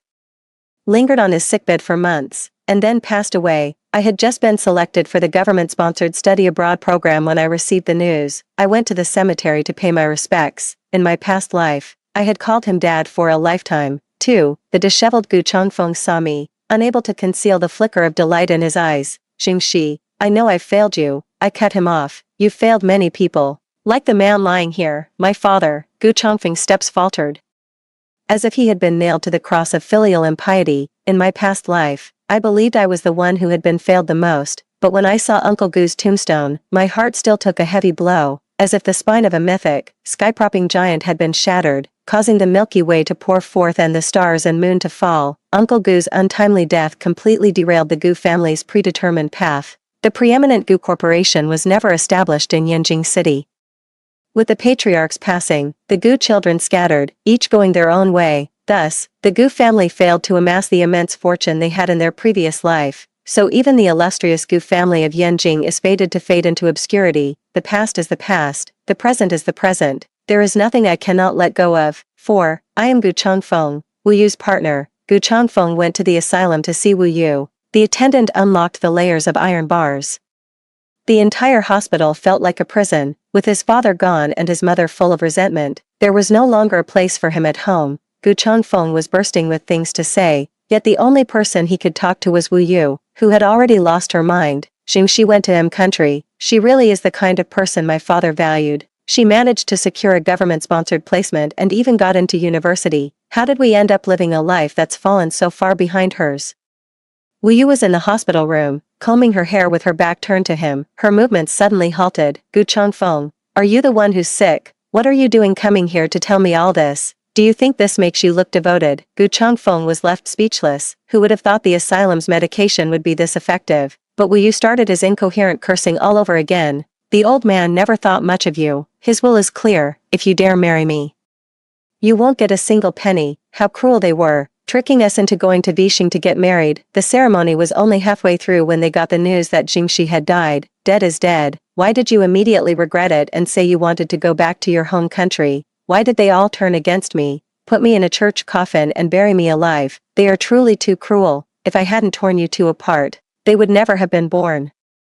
Gu Changfeng broke out in a cold sweat from those eerie words. The face of that deformed child flashed before his eyes. Wu Yu darted right in front of Gu Changfeng. The bars on the door trapped her. I've lost both lifetimes. In fact, if I had a second chance, I should have just stayed far away from you. Why couldn't I just let it go? Gu Changfeng was drenched in a cold sweat. He couldn't even remember how he had left the asylum. Under the blazing sun, Gu Changfeng stumbled along in a daze. Has Wu Yu truly lost her mind? And just who is this they she keeps talking about? His foot found only empty air, and he plunged into an uncovered manhole. The end. Story 2. Pei Yu and I were reborn together. In my past life, I groomed him from an intern to a top celebrity, only for him to scheme and deliver me to a director's bed. That very night, I jumped from the high-rise. When I opened my eyes again, I'd returned to the day I became his agent. This time, I tore up his contract and signed an unknown rookie instead. With top-tier resources at my disposal, who couldn't I make famous? 1. At the signing ceremony, I pointed at the quiet, reserved Shenling in the corner. Him. In my past life, I wholeheartedly chose Pei Yu without hesitation. Little did I know I'd picked an ungrateful wretch. He shamelessly exploited the resources I provided while cozying up to my rival Yi Susu. Drunk one night, he lashed out at me, blaming me for ruining his chance to be with his true love. This time I'll just watch and see if he can still take off without me. Pei Yu's eyes held their usual arrogant disdain. Just as I remembered, when he heard I was signing Shenling, he merely furrowed his brows briefly before regaining composure. He's always been self-assured, adept at leveraging his strengths and reading situations. Noticing my gaze, he met my eyes with an easy confidence, a hint of unspoken challenge in his look. The next instant, I heard him declare, "Ms. Yi is the agent I admire. I choose her." There were 3 agents present, aside from me as the veteran. The other 2 had just 1 year of experience. One of them was Yi Susu. When it comes to resources and connections, no one here can match me. Anyone with half a brain and ambition would know which side to choose. But Pei Yu's gaze remained resolute. Without waiting for the boss to speak, he walked straight to Yi Susu's side. In that instant, I knew with certainty, he had been reborn too. In his past life, after winning Best Actor, Pei Yu didn't thank anyone. Instead, he spoke of his deepest regret. He admitted he shouldn't have abandoned the love of his life for fleeting fame and fortune. That person was Jisusu, yet in that lifetime, he never reconnected with her, knowing Jisusu only through their high school memories, so he didn't realize that beneath Jisusu's glamorous facade lay a ticking time bomb, the kind that could blow up any second. 2. Seeing my resolve, the boss assigned Peiyu to assist Jisusu, though Jisusu's still naive about the world and trying hard to contain herself. I could instantly spot her delight. Well, Peiyu is currently the rising star among the newcomers, so her excitement is understandable. After finalizing the contract details, Shenling and I stepped into the elevator together. Peiyu and Jisusu followed closely behind. He cast a disdainful glance at Shenling before fixing his gaze on me. "I'll prove it to you." The random remark made both Jisusu and Shenling turn to look at him, yet his eyes were fixed on me. "Sister Song Mian, everyone says you're amazing, destined to mentor future stars, but," he paused deliberately. "A craftsman must first sharpen his tools. Yours don't seem particularly well chosen. Look, he still believes he reached those heights in his past life solely by his own merit." I smiled and was about to speak when Shenling, who had been silent all along, finally said leisurely, "No need to envy me. While you may be Sister Mianmian's best choice, I'm not half bad either." "You," Peiyu sneered with utter contempt. "Very well, we'll see about that." He carried himself with the air of certain victory, barely giving Shenling a second glance. He seemed to have forgotten how, in their past life, Shenling had rapidly grown into his most formidable rival. Most crucially, every resource Shenling possessed was what Peiyu had discarded. Let's see if Peiyu can still reach the same heights in this life after swapping resources between them. 3. I spent days compiling a chronological list of all the top-tier opportunities from my previous life. In his past life, Peiyu's breakthrough role was as the second male lead in The Chang'an Visitor, which earned him a Best Newcomer nomination and laid the foundation for his future success. Now my goal is to secure that same supporting role for Shenling. I went straight to Shenling with the script in hand. I'd prepared a whole speech, worried he might refuse. To my surprise, Shenling's eyes lit up when he finished reading. "We ran into Peiyu on audition day. He frowned at us." "You're here to audition for the male lead's rival too." "Me, yeah," Peiyu chuckled. "Too bad, the auditions for that role just wrapped up. Song Mian, why don't you try for the third male lead instead?" The third male lead was a thoroughly unlikable character. What's more, there were quite a few scenes with the second male lead, and almost every one involved me getting beaten up. Shenling's expression darkened, but he kept his silence, unwilling to engage further with Peiyu. I stepped aside to make a phone call. When I returned, both Peiyu and Shenling were sporting fresh bruises on their faces. My face darkened. What happened? Jisusu was tending to Peiyu's wound when she snapped angrily. Shenling started it like a madman. I turned to Shenling, whose dark eyes burned with rage as he said coldly, "Peiyu, you're just jealous of me." Peiyu's face stiffened. "What exactly do you have that's worth my envy?" Shenling shot back. "You're jealous that I have such an amazing agent." Peiyu suddenly laughed coldly. She's only fooling outsiders. Do you have any idea what shady dealings she's involved in behind the scenes?" I slapped him across the face. In our past life, every time he ignored my advice and messed things up, I wanted to do just that, but I never did. Looking back, I played my part in fueling his arrogance. I sheltered him too well, never letting him see the darker side of human nature. But in this lifetime, there's still time to show him the harsh realities. Meeting his furious gaze, I issued a cold warning. "Peiyu, this is the first time you've laid hands on someone under my protection. I'm returning the favor with this slap, but next time, it won't be just a slap." Peiyu's face turned ashen, his eyes blazing with silent fury. Only Jisusu kept threatening me relentlessly, demanding compensation. I tossed her my business card, told her to contact my lawyer, then took Shenling upstairs. Shenling kept her head down the whole time without saying a word to me. The elevator was just Shenling and me, the atmosphere growing increasingly tense. Shenling broke the silence first. "I'm sorry, Mianmian, I shouldn't have fought with him. Please don't be mad. I won't do it again." "Serves him right." Shenling looked up in shock. What? If he bullies you, fight back. I've got your back if things go south." Shenling froze for a long moment, then slowly curved his lips after realizing I wasn't joking. 4. I fought for Shenling's opportunity with director Zhang. Last time, I recommended the exact actor he had in mind, so he trusts me completely. After reviewing Shenling's audition, director Zhang still seemed hesitant. I knew it must be because of Peiyu. After all, Peiyu's image perfectly fits this role. Otherwise he wouldn't have been nominated for Best Newcomer. Calmly, I produced a USB drive. This is just a casual period drama video Shenling made in her spare time, no rush to decide until you've seen it. Director Zhang opened the video with skepticism, but gradually his expression shifted from indifference to shock, then to burning enthusiasm. Suddenly, he slammed the table with startling force. He's the one, Song Mian, you absolutely nailed what I've been looking for. I quietly let out a sigh of relief.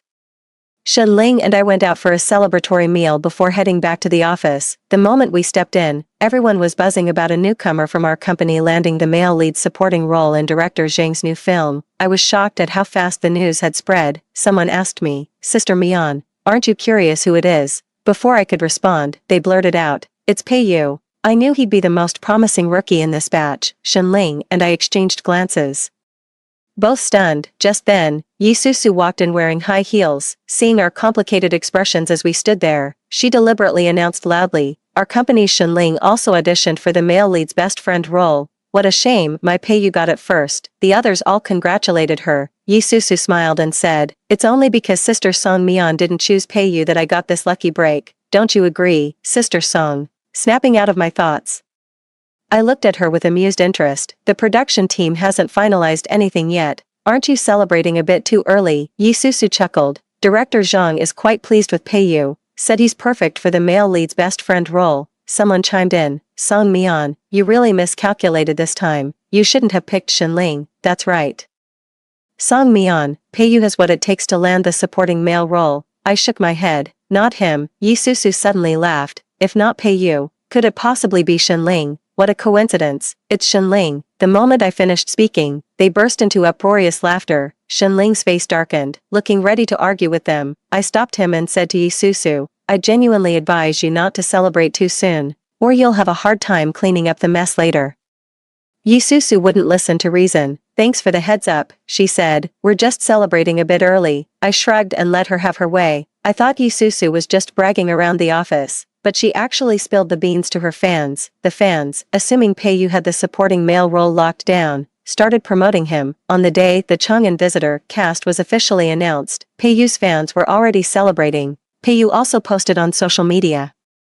Hard work never betrays anyone. The comment section was flooded with congratulations for him landing the male lead's best friend role. However, in the official cast list, Peiyu was actually cast as the third male lead, while Shenling got the second male lead role. Meanwhile, the production team's official account tagged Shenling, who then reposted their Weibo post. Peiyu's fans couldn't stay silent, with some die-hard supporters still tagging the crew, convinced there'd been a mistake. Upon learning about this, Yi Susu and Peiyu also reached out to the production team, urging them to correct the error. The crew, however, insisted there was no mistake. Peiyu was indeed cast as the third male lead. Yi Susu and Peiyu finally panicked. How could it be Shenling? Peiyu turned pale, his usually sharp eyes now filled with confusion. As the agent, Yi Susu didn't initiate damage control immediately. Instead, she told Shenling to delete the post. She called Peiyu's name several times, but got no response. Finally, she just grabbed his phone and started operating it herself. Peiyu suddenly turned to glare at me with venom in his eyes. It was you, wasn't it? I was discussing the script with Shenling when interrupted. Frowning, I asked, what? It must be you. What exactly did you do to make Shenling succeed? I thought he'd finally realized his past success wasn't solely his own doing. But then he had to go and say, it's Director Zhang, isn't it?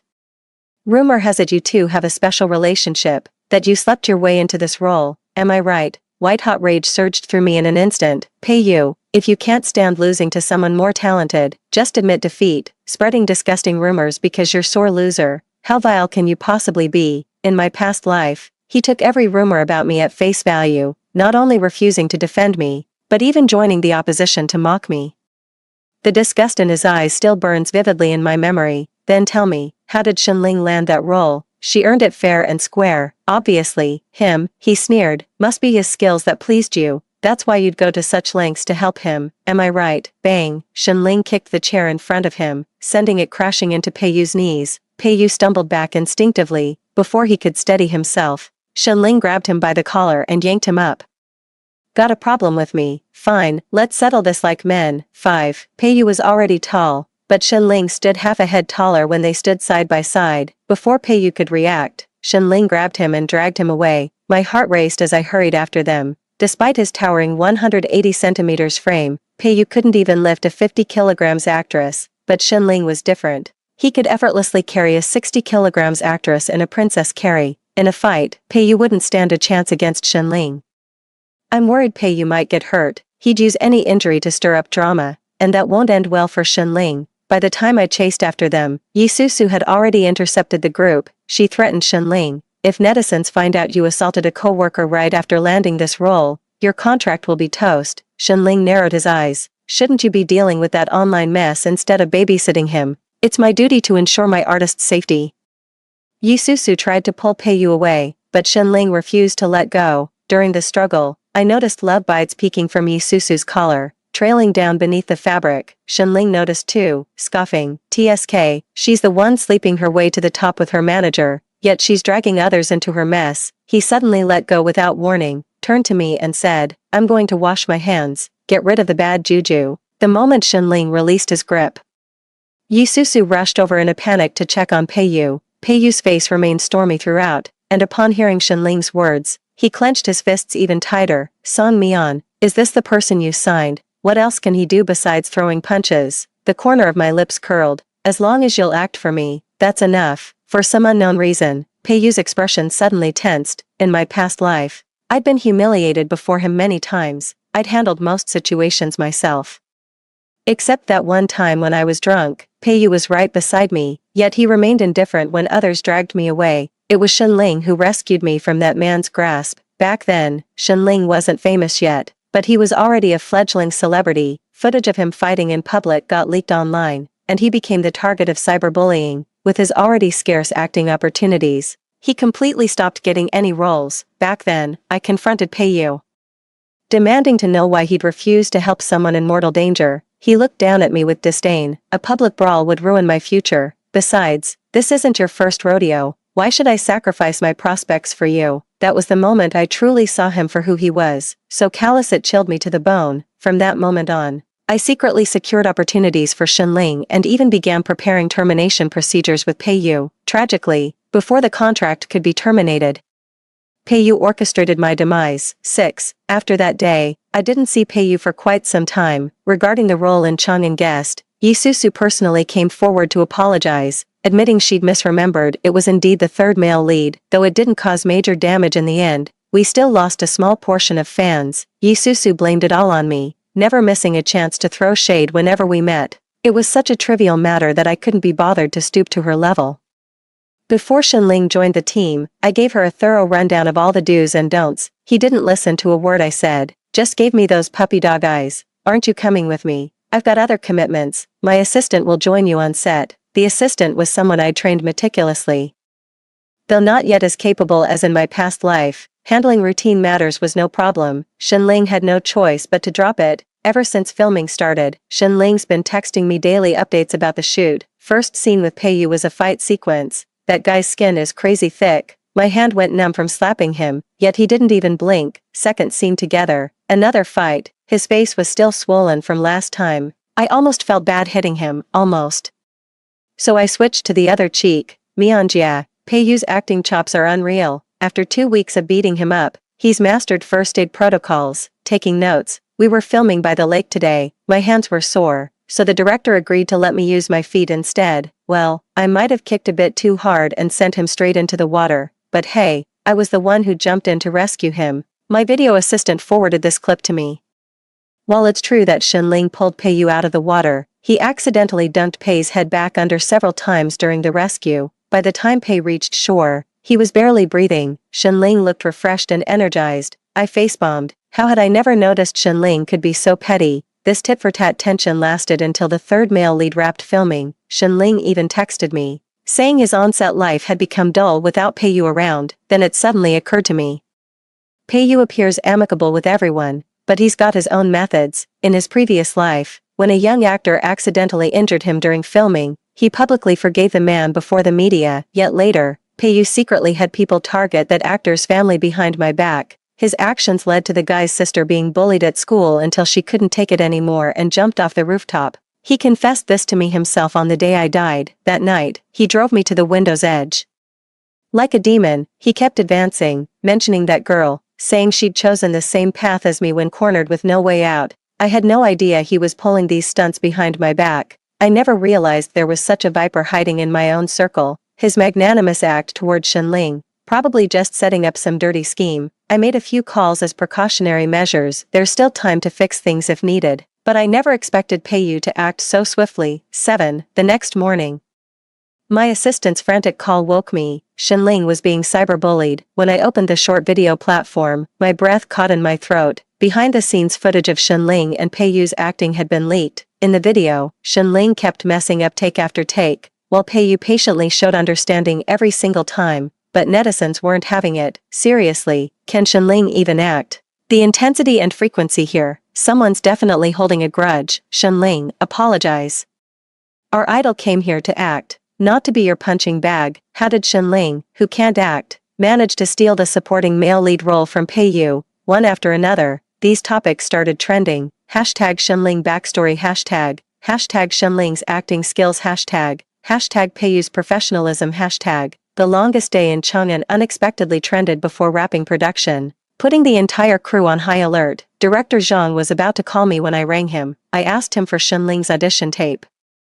And he asked when I'd make my move. I smiled mysteriously. Let the fire burn a little longer. It'll boost your crew's publicity. We were instantly on the same page. If Peiyu was behind this, he'd never let Shenling off easy. After enduring so many slaps, these trivial trending topics can't possibly shake Shenling. What he wants is to force Shenling out of the industry for good. Peiyu's pride wouldn't tolerate anyone outshining him. Within days, surveillance footage of Shenling confronting Peiyu in the office was leaked online. The video was muted, and only showed the part where Shenling threw the punch. To uninformed netizens, Peiyu appeared like an isolated victim of bullying. Holy shit, they actually have personal beef. Poor Peiyu, bullied at the company, then bullied again on set. I can read lips. Shenling was warning Peiyu, saying they'd settle this like men. Huh. Is there beef over a woman? I kept scrolling through the comments, my frown deepening with each one. I wonder how Shenling will react when he sees this. He's been quiet ever since the incident. When I asked the assistant, they said Shenling was focusing on filming without being affected by the online backlash. Either he's completely oblivious or just remarkably thick-skinned. On the third day of the escalating situation, Yi Susu came to tell me the boss wanted to see me in his office.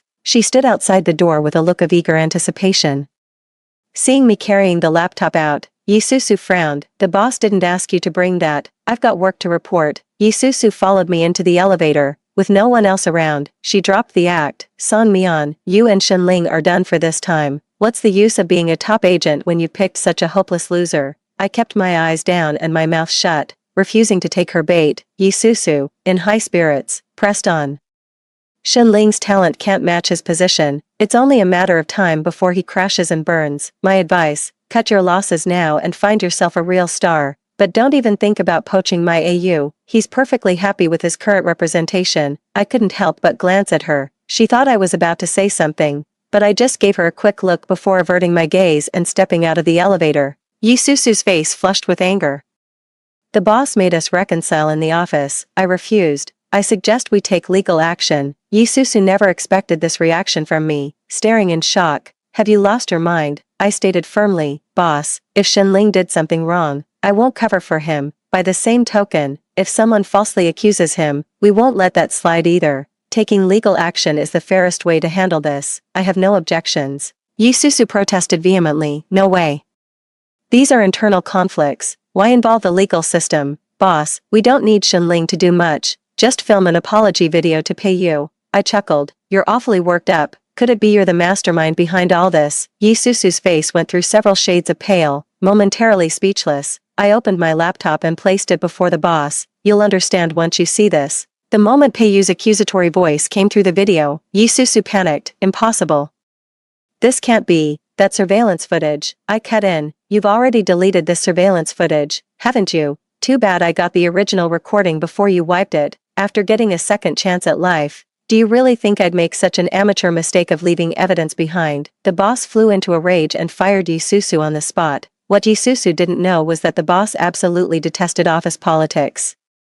He knew entertainers would pull some tricks, and as long as things didn't get out of hand, he turned a blind eye. But Yi Susu crossed the line by playing smart, dragging the boss into her self-orchestrated drama. As she left, Yi Susu shot me a look laced with venom. No matter. The time bomb behind her was about to detonate soon anyway. She'll have her hands full by then and won't have energy to stir up trouble. 8. I had the PR team release the raw surveillance audio of Shenling's office altercation. Online public opinion instantly split into two opposing camps. Well, I'll be damned. Talk about the pot calling the kettle black. OMG, Shenling's kick was so alpha. My man radiates ultimate protector vibes. But still, isn't it excessive for Shenling to bully Peiyu on set based on just a few words? Second this. Bullying is unacceptable anywhere. Say no to bullying, boycott Shenling. Just an observer here. Peiyu spreading smut about women is no saint either. As a guy, I'm team Shenling. The boss told me to handle this matter ASAP, and I promised him I'd get it done within 3 days. When I got home that night, I knew something was off the moment I stepped out of the elevator, but it was too late to turn back. Peiyu yanked me out of the elevator. The hallway reeked of cigarette smoke. God knows how many Peiyu had smoked while waiting there. He pinned me against the wall, rummaging through my bag for the keys. I shoved him away, clutching my bag as I retreated toward the elevator. What are you doing here? Peiyu's face darkened. Why are you targeting me? Targeting Susu. I laughed out of sheer frustration. Who's really targeting whom here? Song Mian. Do you resent me for not choosing you? I can come back to you. Just let her go. I shook my head. It's not that I won't let her go. I've never done anything to her. You're the ones who won't leave me alone. It's you who won't let us go. Song Mian, you've always been like this. Resourceful and sharp.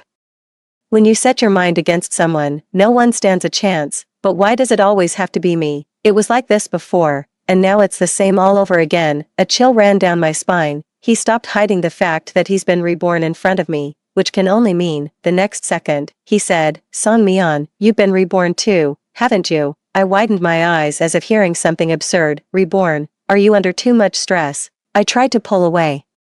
But he tightened his grip on my hand. The role of the second male lead and the guest of Chang'an should be mine. How could you give it to someone else? Be good, Mian. Go talk to director Zhang and get me that role. Okay, I'm more suited for this role than Shenling. Last lifetime, this very role earned me a Best Newcomer nomination. You know that. I shoved him with all my might, but the strength difference was overwhelming. Just then, a large hand wedged between us.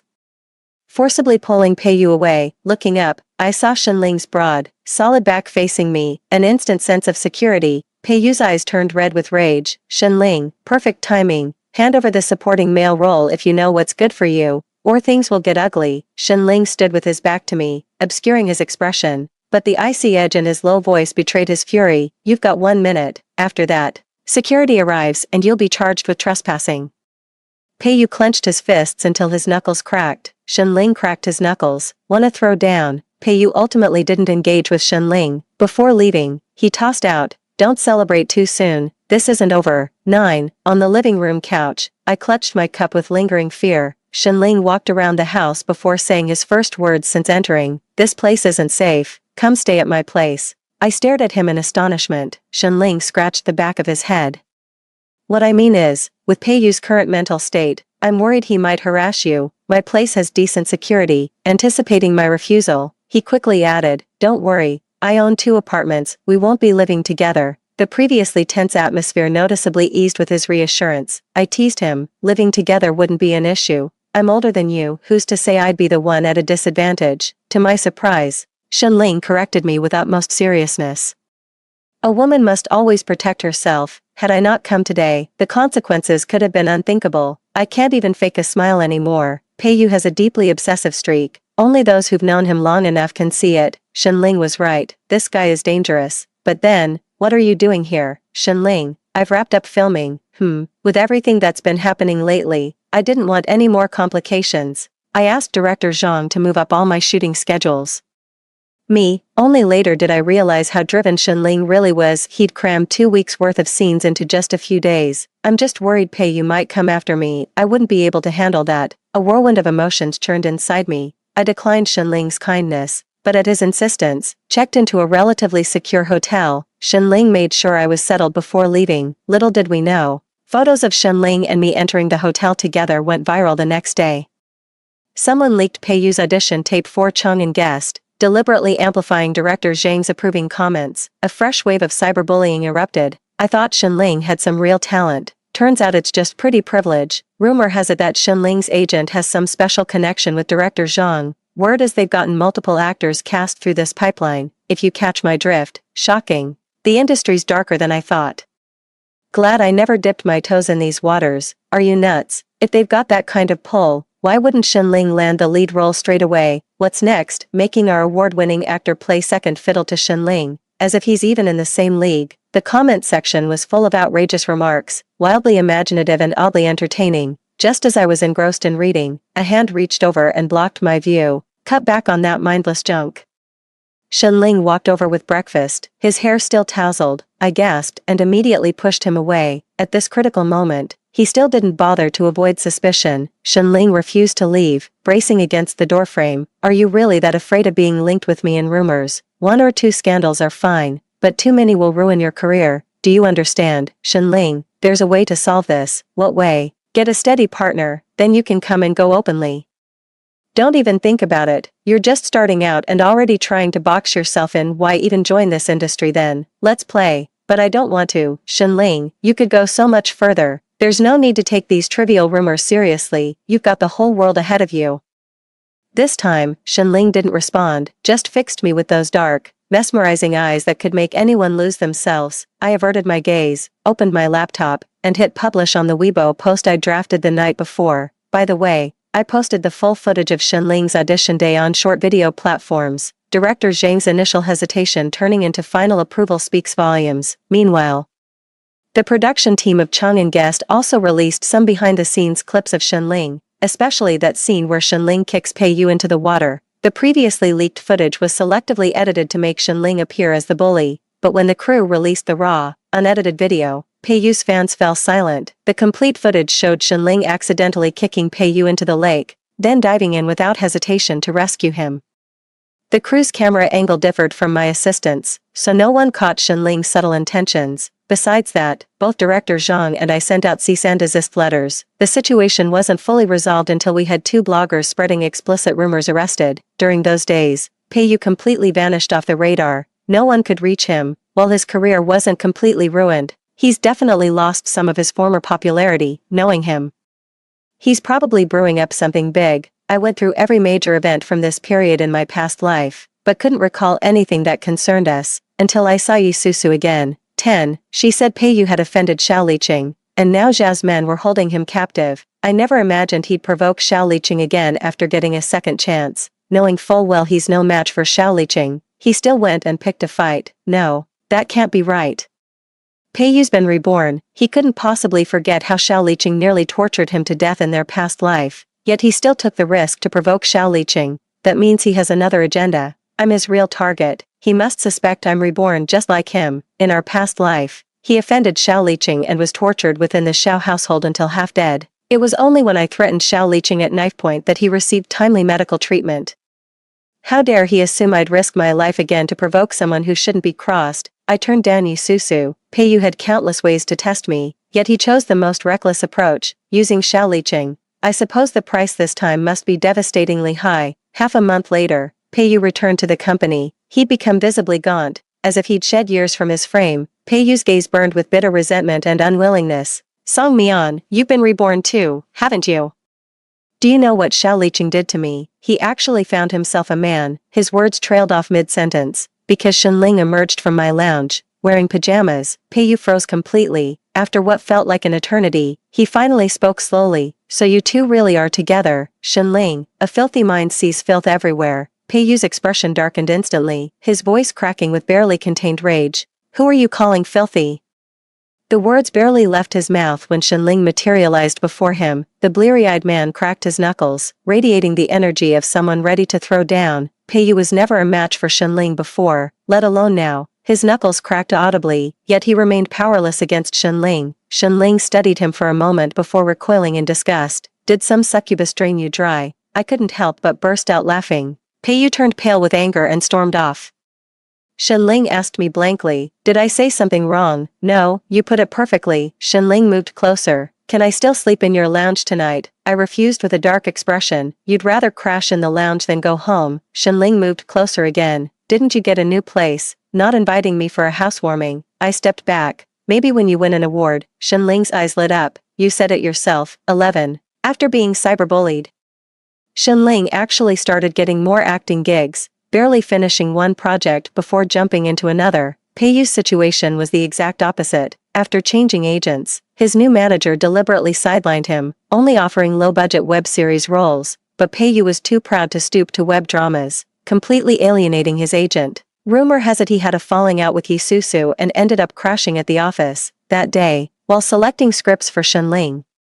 I suddenly heard a commotion outside. Turned out Yisusu had shown up with her family in tow. I blended into the crowd to watch the drama unfold. When her father shoved Yisusu in front of Peiyu, I finally realized she was pregnant. That prominently rounded belly looked at least 7 months along. Gone was her youthful vibrancy. She now carried herself with a lifeless heaviness. Peiyu's gaze at her was unmistakably disdainful, yet he had to keep up appearances in front of their colleagues.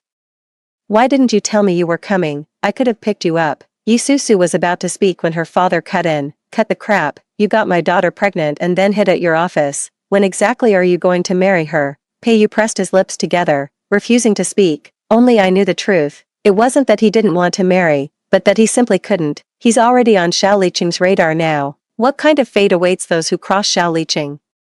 It seems he genuinely cares for Yisusu, which is why he chose not to drag her down." With teary eyes, Yisusu reached for his hand when he remained silent. "Ayu, didn't you promise to marry me?" Peiyu let her hold his hand. "I will marry you, but you know my current situation. Just wait a little longer until I'm more settled." "Alright." Her father had enough. "You've been saying that since my daughter got pregnant. How much longer? Either marry her now, or I'll find someone else for her."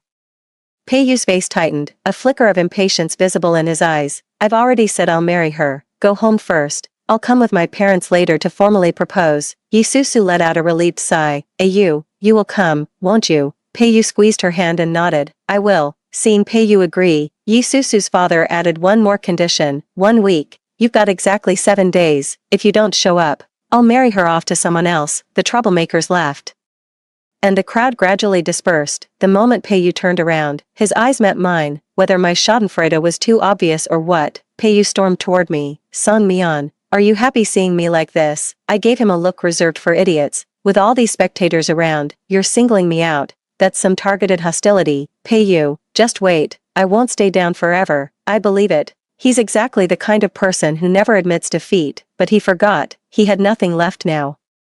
12. That day, Peiyu received a package as usual. Upon opening it, he screamed and shoved the package away. His colleagues rushed over at the sound, and when they saw what was inside the package, their screams pierced through the entire building. I didn't join the commotion because I already knew what was inside. In her past life, Yisusu led a scandalous private life to secure resources for her artists. After she got pregnant, her father stormed into the company, convinced the baby belonged to one of her artists. The celebrity stubbornly denied being the child's father, claiming he never even touched her. He asked Yisusu to vouch for him, but she remained silent, tacitly endorsing her father's statement. Someone leaked the incident online, and the celebrity endured relentless cyberbullying for months. Eventually the online backlash died down, and Yisusu resigned without causing further trouble, just when everyone thought the incident was over.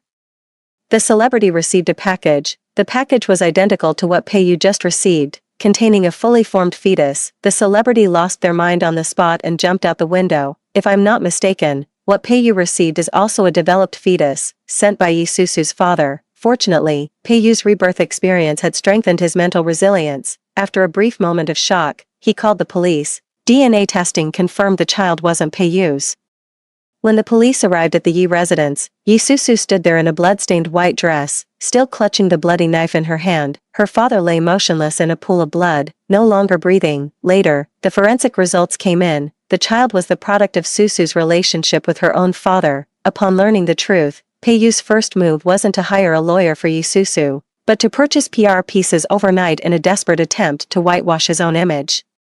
He stood before the cameras weeping, claiming he'd tried his best but still failed to prevent the tragedy. Look, he feasts on blood-stained buns without a shred of remorse, but justice exists in this world. It was revealed that Yisusu had multiple abortions for Peiyu's sake. Peiyu issued an emergency PR statement claiming the child wasn't his and he knew nothing about it. If you want to cyberbully him, show us the evidence. An hour later, photographic evidence surfaced online showing him accompanying Yisusu to an abortion clinic. Peiyu played the victim card, claiming he was merely supporting his agent through a medical procedure and didn't deserve the backlash. Since when did basic human decency become a crime? Netizens then unearthed proof of him and Isuzu spending 3 consecutive days locked in a hotel room. The exposé included a leaked video of their intimate encounter in a car. Now, Peiyu had no choice but to seethe in helpless rage. The boss had zero tolerance for scandal-tainted celebrities. Pei was swiftly terminated and slapped with massive breach of contract penalties. Whether Peiyu landed on his feet after leaving the company, I can't say,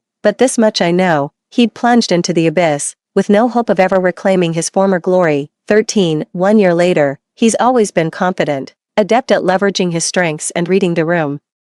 Though Shenling had acted in many productions, this marked his first theatrical release. Fortunately, it was well received, gaining him 1 million fans overnight. At the annual awards ceremony, Shenling won Best New Artist. He proved himself with his capabilities. A reporter interviewed him, asking what he wanted to do most at the moment. He stared straight into the camera and said, "I want to visit someone's place for a housewarming." Sensing something unusual, the reporter quickly followed up.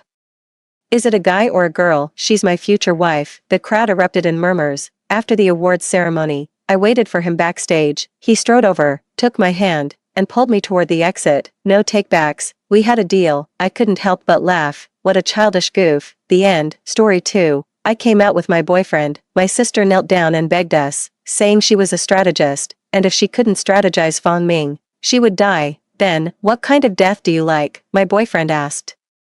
And my sister was stunned. She probably thought I would, as I had done hundreds of times before, give everything up just by her pouting and playing the victim, even if it meant giving up my parents. But she didn't know. Fong Ming is not only a love fool but also a psychopath. He had long stopped caring about his life to chase after me. How could he let me give him up? 1. Fong Ming spoke in a casual tone. His narrow eyes flashed with a cold light, like a beast about to reveal its fangs at any moment. Lin Jiao's sobs were caught in her throat. She tentatively called out, "Fong Ming brother, you won't do that to." Slap. "What are you? Who allowed you to call me like that?" Fong Ming slapped me, then turned to look at me, once again becoming the familiar obedient little dog. "Lon Lon, don't misunderstand, I don't know her." Lin Jiao was hit and staggered, with blood trickling from her lips. I watched coldly, curling my lips slightly, and reached out to hold Fong Ming's arm. "It's satisfying." Last lifetime, Lin Jiao was an orphan taken in by my parents, and they told me to take care of my younger sister and pay more attention to her, which I did. Lin Jiao used her excellent tea-making skills to make me completely lost. I willingly gave her everything, even when she took away everything that should have been mine. I still felt sorry for her. I silently moved out of my room, and I handed over my parents to her with both hands. The end result was that they protected Lin Jiao.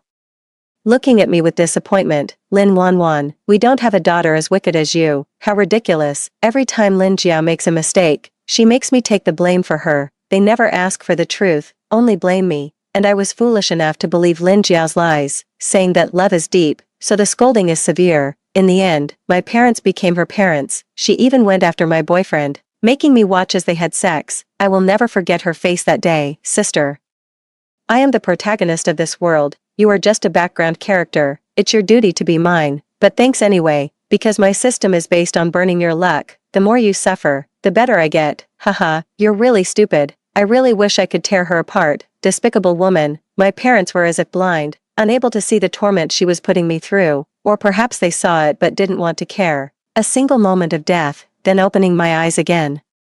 I have returned to a time when nothing had happened yet. This life, I will no longer sacrifice anything for that worthless family bond. Kick my previous scoundrel, then hold hands with Fong Ming. Fong Ming is the notorious Fong family group's perverted prince, known for his frenzied personality, but when we started dating, I found out he's just a complete love fool. I really love him. This time, to ignite my luck, Lin Jiao has come again, crying broken-hearted at my feet, but I just want to laugh. I have to say, she does have a delicate and fragile beauty, especially endearing, but unfortunately, I only have endless hatred for her. I can't feel any pity. Fong Ming, seeing that I hadn't answered for a long time, suddenly became flustered. Wan, believe me, she intentionally called me like that.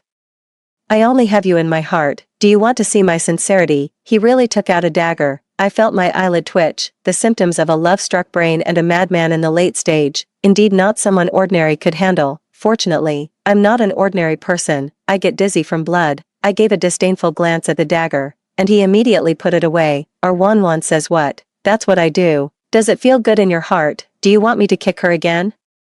Fong Ming spoke in a relaxed tone, as if he was talking about what to have for lunch. What a great idea. However, Lin Jiao, who was on her knees, wasn't willing, jumped up quickly, crying and running. You two are all crazy. All of you are fucking crazy. Humph. That's all it takes to scare you. So fond of stealing my things. Go ahead and steal more. Fan Mingyi was reluctant to see me off, wanting to pour her heart out to me. She pulled me at the entrance, not letting me go.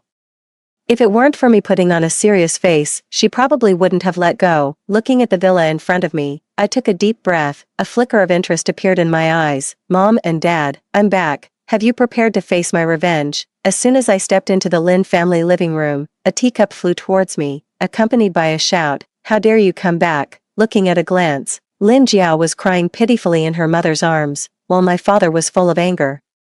I dodged the teacup. Why don't you have any face? I looked at Lin Jiao with sarcasm. Is she still planning to pull the same trick again in this lifetime? I no longer care about family ties, but I don't mind letting everyone see her green tea face. 2. How dare you speak to your father like that? Lin Qihai was so angry that he trembled and couldn't speak, while my mother, Zhou Wan, started scolding me. Her scarlet lips moved as she spoke, all about why I didn't take good care of Lin Jiao, letting her get beaten, and so on. I couldn't help but sneer. I just sat opposite them as a family of 3 and said, have you ever asked why she got beaten? Lin Wanwan, what kind of attitude is that? My mother spoke sharply. I raised an eyebrow. What? You didn't ask? Are you ashamed and angry? She's still the same as in the previous life. Whenever Lin Jiao cries, she immediately defends Lin Jiao without asking for the details. It's as if Lin Jiao were really her own daughter.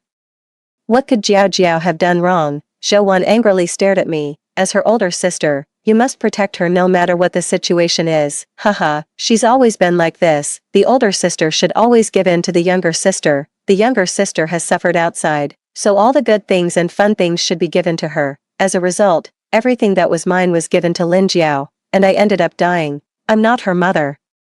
Glanced sarcastically at the mother and daughter hugging, which Law says an older sister has to take the beating for her younger sister. Oh, by the way, you don't know why she got beaten, do you? I glanced at the sobbing Lin Jiao, snorted, and said, she tried to seduce my boyfriend and failed, then got taught a lesson. That's what she deserves. Your boyfriend, not married, so it doesn't count. If Jiao Jiao likes him, you should give him to Jiao Jiao. Even though I explained the situation, Zhou Wan argued passionately, as if it was my fault. I was shocked at her values. They say Fan Ming is a psychopath. But how does he compare to Zhou Wan? What she said was barely human words. Would she die if I told her to? I grabbed the teacup and threw it at Lin Jiao's face. My aim was better than Lin Qihai's, and I hit Lin Jiao right in the face, making her cry loudly and hold it. You. Zhou Wan was furious and accused Lin Qihai beside her. You just watch as Jiao Jiao gets hit, right?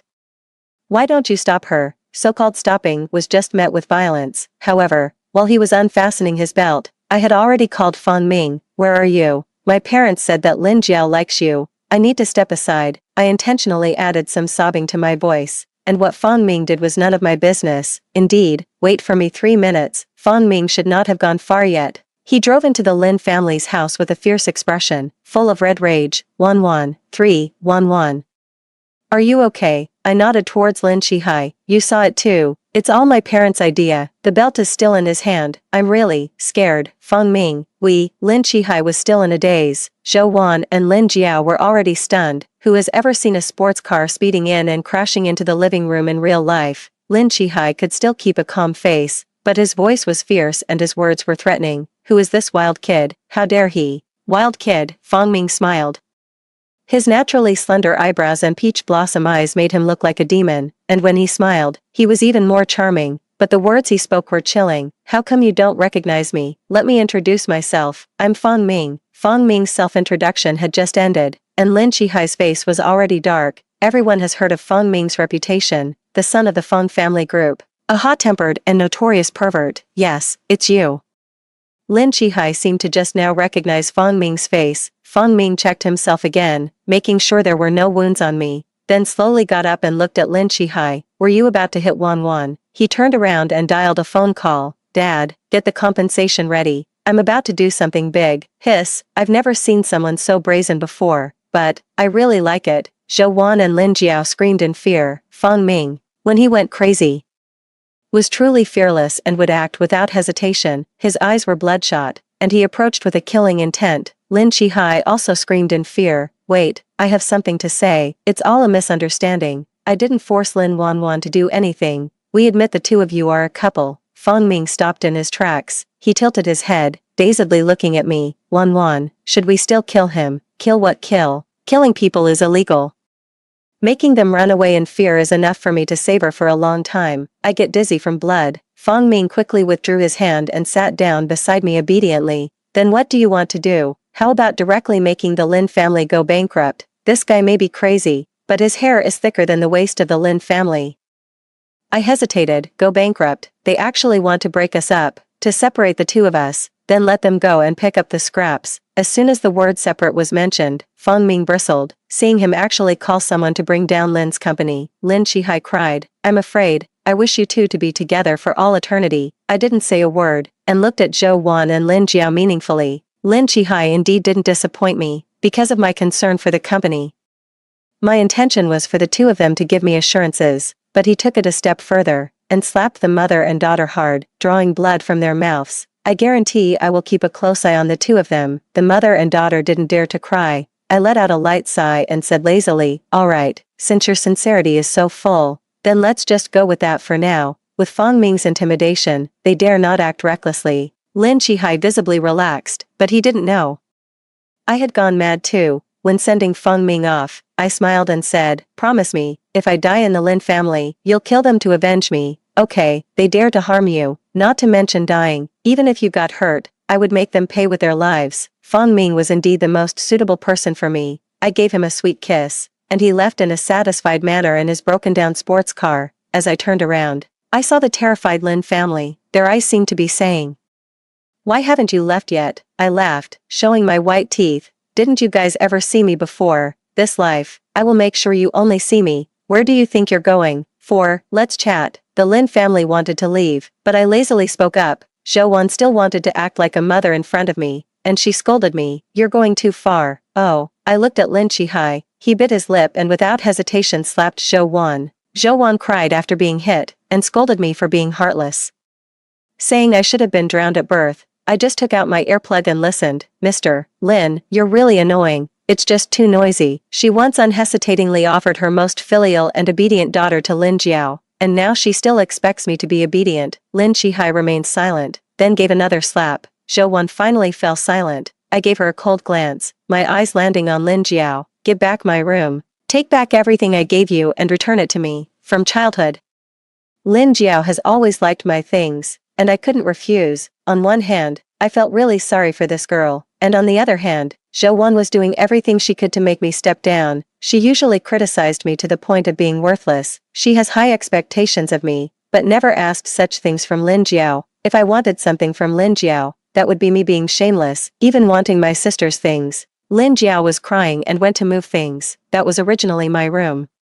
But Lin Jiao said she was uncomfortable living there, and said she was really envious of the sister being able to live in a spacious and comfortable room, so Zhou Wan switched our rooms. Actually, I was quite confused at that time. If Lin Jiao was uncomfortable living in that room, did I really feel comfortable? Today, I really feel comfortable. Zhou Wan was still fighting and crying with Lin Chihai. You let her act like this, not treating me as a person. Lin Chihai, you said you love me the most, but you hit me for her. I can't go on with you anymore. They were fighting downstairs, and I stood in the third-floor corridor openly eavesdropping, confused all the way. Is Zhou Wan in the late stage of insanity? What's that supposed to mean? Could it be that I was adopted? I kept a watchful eye. When no one was looking, I went to the master bedroom and found the hair of Lin Chihai and Zhou Wan, and took them for a paternity test. When I came back, the room had already been cleaned up. Lin Jiao's eyes were swollen from crying. Sister, you were supposed to stay in my room. Now, stop. I laughed coldly. This is my room in the first place. Aren't you an orphan? Then why do you really think this is your home? Lin Jiao's face suddenly turned pale, and she looked at Zhou Wan with a pitiful expression. But I don't know what Lin Chihai told her. She didn't speak up for Lin Jiao as she used to, despite her obvious resentment. Oh right. I'm used to living in my own room, so this one can just stay empty. The room has been tidied up, but I just don't want to move in. Glancing at Lin Jiao and Zhou Wan who were stunned, I felt much better and went back to my room. I'm just playing around, making them both angry. 5. The atmosphere in the Lin family became strange. Lin Chihai probably warned Zhou Wan and Lin Jiao, and the two of them started avoiding me, not speaking a word to me. But this is so boring, isn't it? Playing games should be lively and fun, so I started ordering them around. Lin Jiao, I want some water. Mrs. Lin, I want some fruit. Within 3 seconds, they glared at me, but none of them dared to argue, and quickly brought the things to my hand. But this isn't enough. Lin Jiao, your new makeup looks nice, give it to me, I said it confidently, and she turned red with anger, but after being glared at by Lin Shihai, she still obediently gave it to me. I flipped through it carelessly and threw it into the trash. It's not that great after all. Lin Wanwan, you're going too far. She was so angry that her eyes welled up. I raised my eyebrows in surprise and said, you used to throw my things like that before. How come I only threw a box of cosmetics at you, and you can't take it? How come you didn't think about the cycle of fate before? Lin Jiao stopped crying and sniffled into Zhou Wan's arms. You hold a grudge over every little thing. Zhou Wan stared at me coldly and said, Jiao Jiao used her things, that's your fortune. Are you still holding a grudge against her? What the hell? What kind of logic is that? Wan, don't say things too far. Lin Shihai rarely said a word to her, then turned back and spoke earnestly. Wan, we are still a family. You've beaten her, and you've vented your anger. From now on, we can be back to normal. Tell Fangming to stop staring at our company. Okay, I laughed slyly. You gave Lin Jiao shares, right? I want some too. Once it's my own company, Fangming certainly won't keep an eye on it. Would the Fang family miss this amount of money? Zhou Wan immediately spoke out in opposition. This money given to you is just adding to the Fang family's wealth. It would be better to leave it for Lin Jiao. Lin Jiao. She only recognizes Lin Jiao in her heart, doesn't she? Does Lin Jiao not get married if you give her shares? Isn't it also taking them to someone else's home? I scolded back with a cold face. If you don't want to give it, that's fine. I don't care anyway. I pretended to call Fangming, but if I can't get it, no one else will either. Here.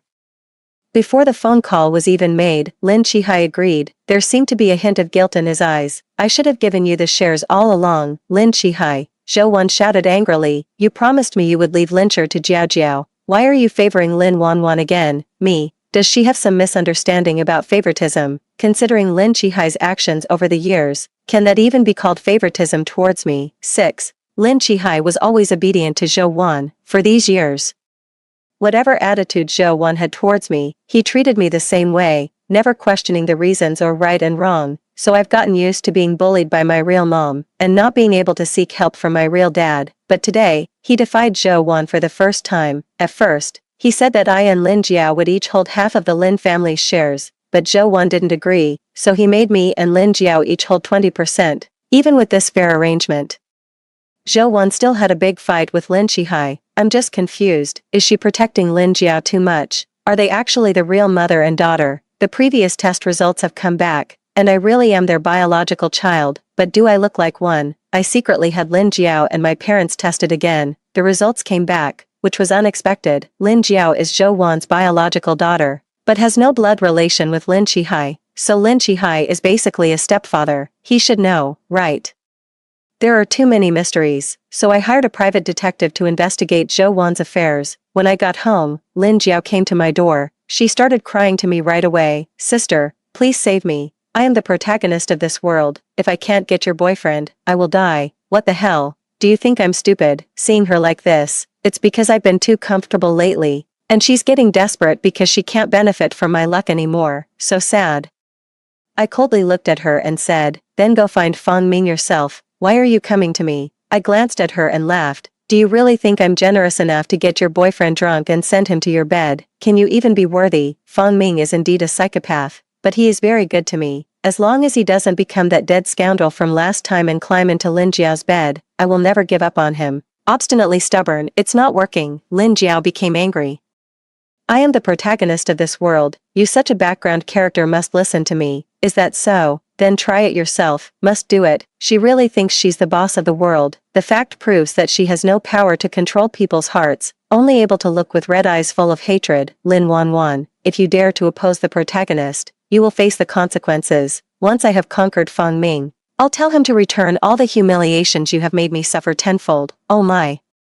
I'm so scared. He looked at her with contempt, then waved his phone that he had secretly called. Fangming, did you hear that? We can't get along anymore. Here, I wish you and Lin Jiao a lifetime of happiness. I'll kill her. a man's angry voice came out of the phone, "Give me the location." Phew, I like it when it's straightforward, but Lin Jiao turned pale and rushed out of my room in a panic. I scolded Fang Ming, you scared her away by being so aggressive.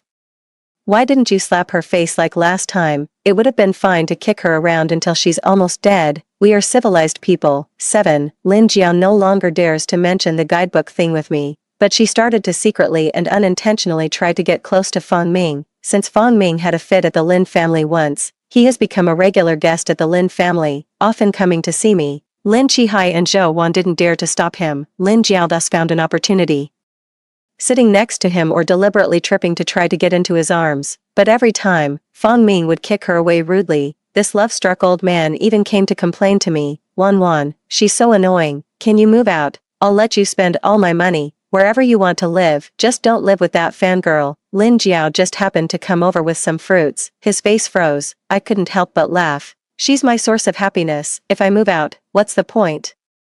"Whatever you say." Fang Ming was very obedient, carefully peeling and feeding me grapes, while Lin Jiao smiled nervously. "Fang Xiao, I advise you not to even think about it." Fang Ming didn't even lift his eyes. He took a tissue to carefully wipe my lips, completely ignoring Lin Jiao. I curled my lips and gave Fang Ming a kiss. "Well done. Compared to that dead jerk, he is just a role model for male virtue." But I didn't expect that when I was shopping with Fang Ming, I would run into Lin Jiao and Zhao Mingjie. The two of them came out of the luxury store holding hands. When they saw me and Fang Ming, they both clearly froze for a moment. "Fang Xiao, sister, you said yesterday you wanted to chase Fang Ming, and today you're holding someone else's hand." I calmly glanced at Zhao Mingjie. "Looking at that jerk really hurts my eyes. In the past life, he chased me relentlessly, and once he had me, he rolled in bed with Lin Jiao. In this life, the two of them are still together, and they truly deserve to be called true love." Lin Jiao's words left her speechless, and she turned red with anger. I smiled calmly. "It's just that her taste is not very good. Even if she can't seduce my boyfriend, she should find someone who looks good on camera. What's wrong with being a rich kid? His family is even worse than the Lin family, let alone the Fang family." Wan, are you praising me?" Fang Ming ignored the two of them. His peach blossom eyes focused on me, sparkling as if filled with stars. I smiled and nodded, then gave him a kiss. Of course, good men are all coaxed out of by being spoiled. The crazy young master was like he had eaten honey, his eyebrows and corners of his eyes full of suppressed smiles. He waved his hand and said, Wan, I'll pay for all your expenses today." He set up the stage, so I naturally had to sing well on this stage. Not a private room, but I bought the most expensive bags in the store that Lin Jiao just came out of, and smiled at her. "Sister, did your boyfriend buy you such nice bags?" Lin Jiao and Zhao Mingjie were both flustered. The person surnamed Zhao was even shameless. "Lin Wan, I didn't expect you to still be a gold digger." "Humph, such a fresh logic." I laughed. "So, if you're poor, you're right, you couldn't afford such an expensive bag for Lin Jiao," making her lose face in front of me.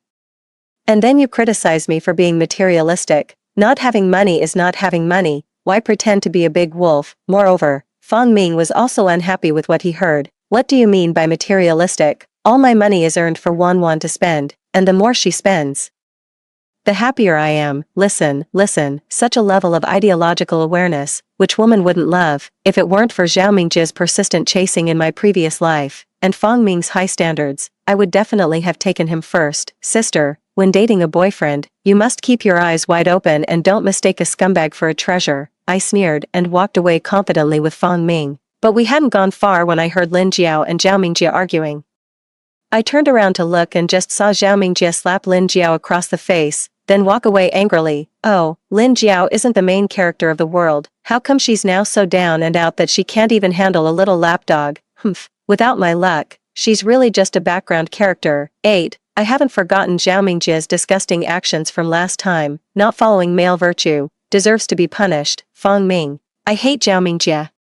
Think of a way to ask his whole family to collect trash. I don't have a way to trouble Zhao Mingjie, but Fang Ming can just take action. Leave it to me. He agreed and kindly continued shopping with me. He was nice to me, and I also bought quite a few things for him. Of course, he insisted on paying. Even so, he was very happy. That shows that Wan has me in her heart. He carefully put everything away, and I teased him. "Are you trying to seduce yourself?" It was all his money.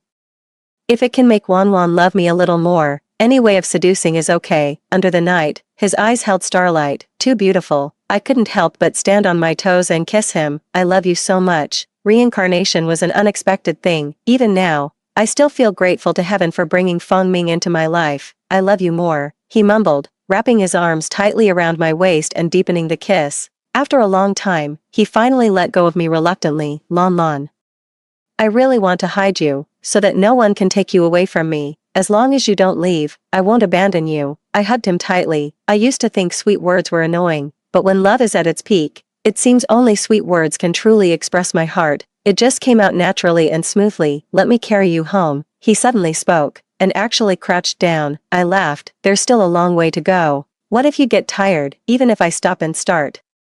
I can still carry you home, he insisted, so I had no choice but to get on his back. You're too light. Feng Ming carried me effortlessly, but his tone was very serious. Wan Wan, is the Lin family not treating you well? Why do you say that? They wanted to hit you, and they made you thin by starving you. I was on Feng Ming's back, watching the neon lights by the road waver, listening to his words, and I smiled. I guess so. In my memory, Zhou Wan never smiled at me. Always looking critical and hostile. If it weren't for the DNA test, I would have doubted whether we had an unbreakable hatred. Of course, I never expected that Lin Jiao was also her biological daughter. They are both related, so it makes sense that she would care for Lin Jiao. But why? She only cares for Lin Jiao. I told Feng Ming about the DNA test, and he was a bit surprised. Half-siblings. Infidelity during marriage. The wording is precise. I nodded. I don't know if Lin Qihai knew about this. I only remember that it was the two of them who brought Lin Jiao home together. They even acted as if it were a big deal, saying that they adopted Lin Jiao for me, that Lin Jiao could protect me from disasters, but it was me who ended up being killed. Also, who is Lin Jiao's biological father? The private detective hasn't had an answer yet. I don't know where they've gotten to. Feng Ming paused for a moment. I'll have someone check.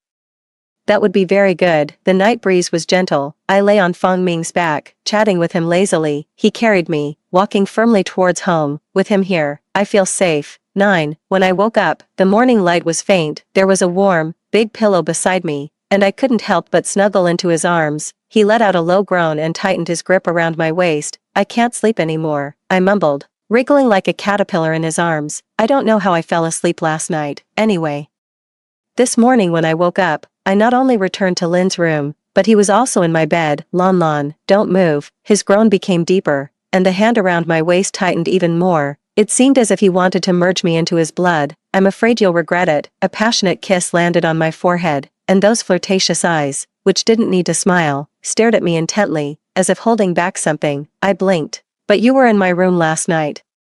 Feng Ming thought I didn't like it, and lowered his eyes with guilt, apologizing. I'm sorry. After carrying you back to your room last night, I just fell asleep from exhaustion, and then, I kissed his lips, swallowing his apology. Fool, let others say whatever they want. We don't need to care about others' opinions. When the lightning and fire collided, he was drenched in sweat, but he still asked me, Lon Lon, are you sure it's okay? I just want to ask. Did you really carry me home step by step last night? Yes, I want to carry you for a lifetime. A man who is erratic and unpredictable in public, but a pure-hearted boy in front of me, with dark, peach-like eyes filled with a bit of shyness. I smiled and moved towards him. He is a man known for his decisive and efficient business style, hailed as a business genius. He is the so-called madman who, without considering his own safety, drove into the Lin family's territory just to reach me as quickly as possible. He is the one who would spend a fortune for me, the one who can tie my shoes, feed me, and carry me home step by step. A tender lover. If such a man isn't worth loving, then what is love in this world? I slept with Feng Ming until noon. He was extremely gentle with me, helped me get dressed and washed up, then carried me downstairs. I teased him. Are you going to keep me on your back? Making me rely on you for the rest of my life? If I could, I really would. He laughed softly and shook his head, but the facts show that even if you gave me the chance, my own physical condition wouldn't allow it. His awareness is quite clear. We chatted and laughed as we went downstairs, and he finally put me down on the living room sofa. Zhou Wan frowned and scolded. What kind of example is this? Do you want to pick up trash? I no longer had any expectations for her. And I coldly retorted, only to see her glaring at me. Lin Qihai then pulled her slightly. This expression made me extremely curious. Does Lin Qihai know about Lin Jiao's situation? I'll go make you breakfast. Feng Ming ignored them and went to the kitchen on his own. I pretended not to see Lin Jiao following me. She had been rejected so many times, yet she still didn't give up. Within 2 minutes, Lin Jiao fled in a panic, Fang Ming chased out, and his affectionate peach-shaped eyes were now as sharp and cold as blades. "I'll let you die," Lin Jiao cried in fear. She ran to Zhou Wan's side, and I stopped Fang Ming. When I asked, I found out that Lin Jiao had actually tried to hug him from behind, which made him want to hit her. Wan, she touched my waist. My crazy boss was extremely upset. I grabbed a fruit tray and threw it at Lin Jiao. She looked terrified.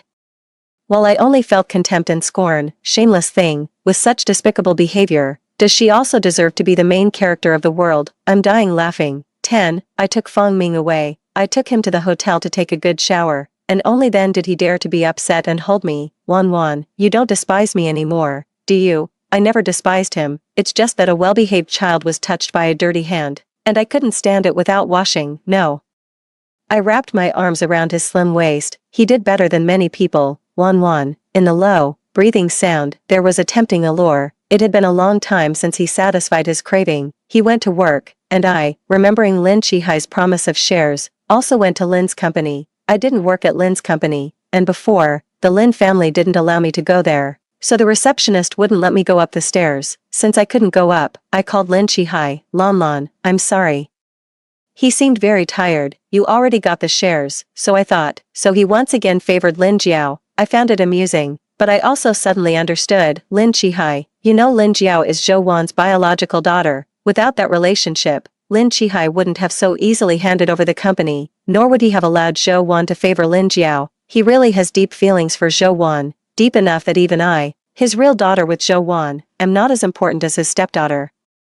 Wan, this is adult matters, don't interfere. Maybe he hit a sensitive spot. He became irritable, but I hung up the phone, not wanting to hear his words that only hurt me. I have also witnessed a beautiful love, but even if I try to put myself in his shoes, I can't do what Lin Chihai did, to bully his own child for the woman he loves deeply. This is really a collapse of my values, beyond common understanding. Lin Jiao came in a furious manner. Lin Wan, the Lin family now belongs to me. You leave immediately, she spoke as if dismissing a cat or a dog, and after finishing her words, she coldly ordered the security guards to kick me out. I turned around and slapped him. Yours, Lin Jiao. Think carefully before you speak. Since Lin Chihai loved Zhou Wan to the point of losing his sense, I would have to take matters into my own hands. The hall exploded. How could you hit me? Who is this crazy woman? Call the police immediately. People rushed over. And I even saw Zhao Mingjie stepping into the hall, but I just coldly curled my lips. I really am a madwoman. How could someone raised in such an environment not be crazy? It's you again. Zhao Mingjie rushed over to protect Lin Jiao and spoke to me in an angry tone. I've long heard that you like to bully Jiao, and it's indeed true. What the hell does he know? I didn't hold back and beat him as well. The crowd erupted again, and some security guards rushed over to grab me. I glanced at them and said, do you all have dog eyes? Lin Jiao is the one who usurped the nest, who dares to touch me. Lin Jiao was brought into the Lin family by Zhou Wan. She was never a member of the Lin family. The security guards were at a loss and called the police, but Zhao Mingjie was different. He pointed at my nose, as if he hadn't beaten Lin Jiao in the luxury store back then. You scum. How dare you talk to our Lin Jiao like that? You guys Lin Jiao, back then. You couldn't come up with money to buy things, so you took your anger out on Lin Jiao. I laughed. Now that your family is bankrupt, you want to attach yourself to the Lin family's leg. It's you. Zhao Mingjie was furious. It's you who made the Zhao family collapse. He's not that stupid after all. I played with my phone. Maybe I should call Fang Ming. I don't want the Lin family anymore. After all, I've already sold my shares at the peak and cashed out. Let them all go scavenge for scraps, which would also be a favor to their love. I just want fairness. If there's none, then don't blame me for turning the table and breaking the deal. 11. Zhao Mingjie looked very angry. He stared at me with a sinister look and said, Lin Wanjian, I only said a few words to you, and you already sent people to deal with me. Aren't you all saying I'm a crazy woman? I didn't deny it, and smiled at him. Crazy people don't act according to reason.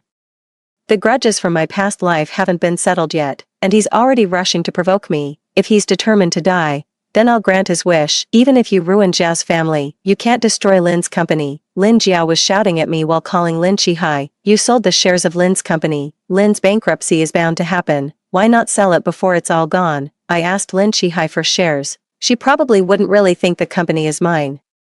If Fang Ming didn't let Lin's go bankrupt, would she? Laughed to death. My purpose of reincarnation is to let these people suffer day and night. After I finished speaking, Lin Jiao's face turned pale. I shrugged indifferently. I'm not afraid of picking up trash. My life is worthless. It should have been ashes last time. Since heaven didn't let me die, it gave me another chance. Why should I care about my life? I just want them to get their comeuppance. While speaking, Fang Ming and the police arrived at Lin's at the same time, followed by Lin Qihai in a hurry. I proactively confessed to the police. I'm sorry, they insulted me so much that I lost my temper and slapped them both. It's just a small matter. That's not just 2 slaps. Zhao Mingjia's face was red and blue, almost crying. She sent people to destroy my business, and it led to my family's bankruptcy. You should arrest her and put her in jail. Fang Ming lightly laughed, his eyes sharp and cold.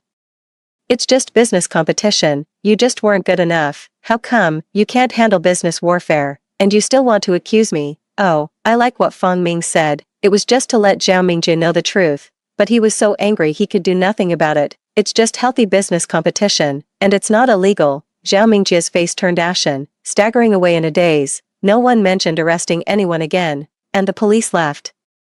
Lin Qihai looked at me with a sorrowful expression. Wan, are you really going to make it a fight to the death? No. I shook my head. Before he could be happy, he mocked. It's you people who will die. The net won't break, but we are your relatives. That's even more ridiculous, I sneered. Lin Qihai. Ask yourself, did you ever regard me as your daughter? You were not kind, so I won't be either. I've already sent someone to handle it. I looked at Fang Ming, and Fang Ming understood, gently saying. He wrapped his big hand around my waist, not letting go for a moment. The phone call came quickly. The mall is a war without gunshots. Once attacked, it will also be a bloodbath. After Lin Qihai answered the phone, he slumped into the chair, and Lin Jiao guessed the outcome. Angrily rushing forward to tear at me, but as soon as she got close, she was kicked away by Fang Ming. Lin Wanan, you will get your comeuppance. She fell to the ground, screaming in agony, her appearance like that of a ghost. I laughed lightly. Lin Jiao, it seems your strategy mission can't be completed, because my sister will live a happy life. 12. The Lin family is bankrupt. Many employees of the Lin family have lost their jobs, fortunately.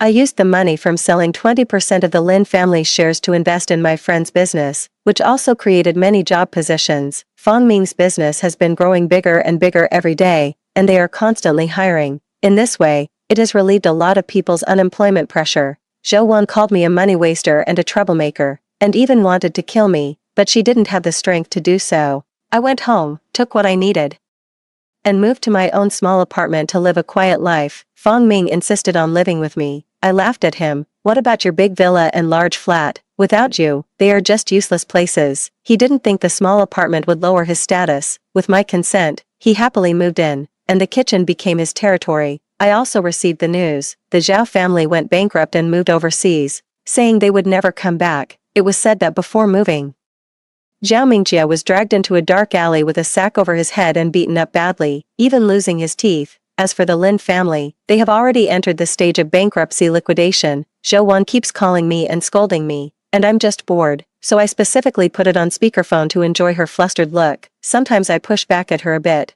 just for the fun of it, but I didn't expect that Lin Jiaoyou would twist the facts and post everything online, in an instant.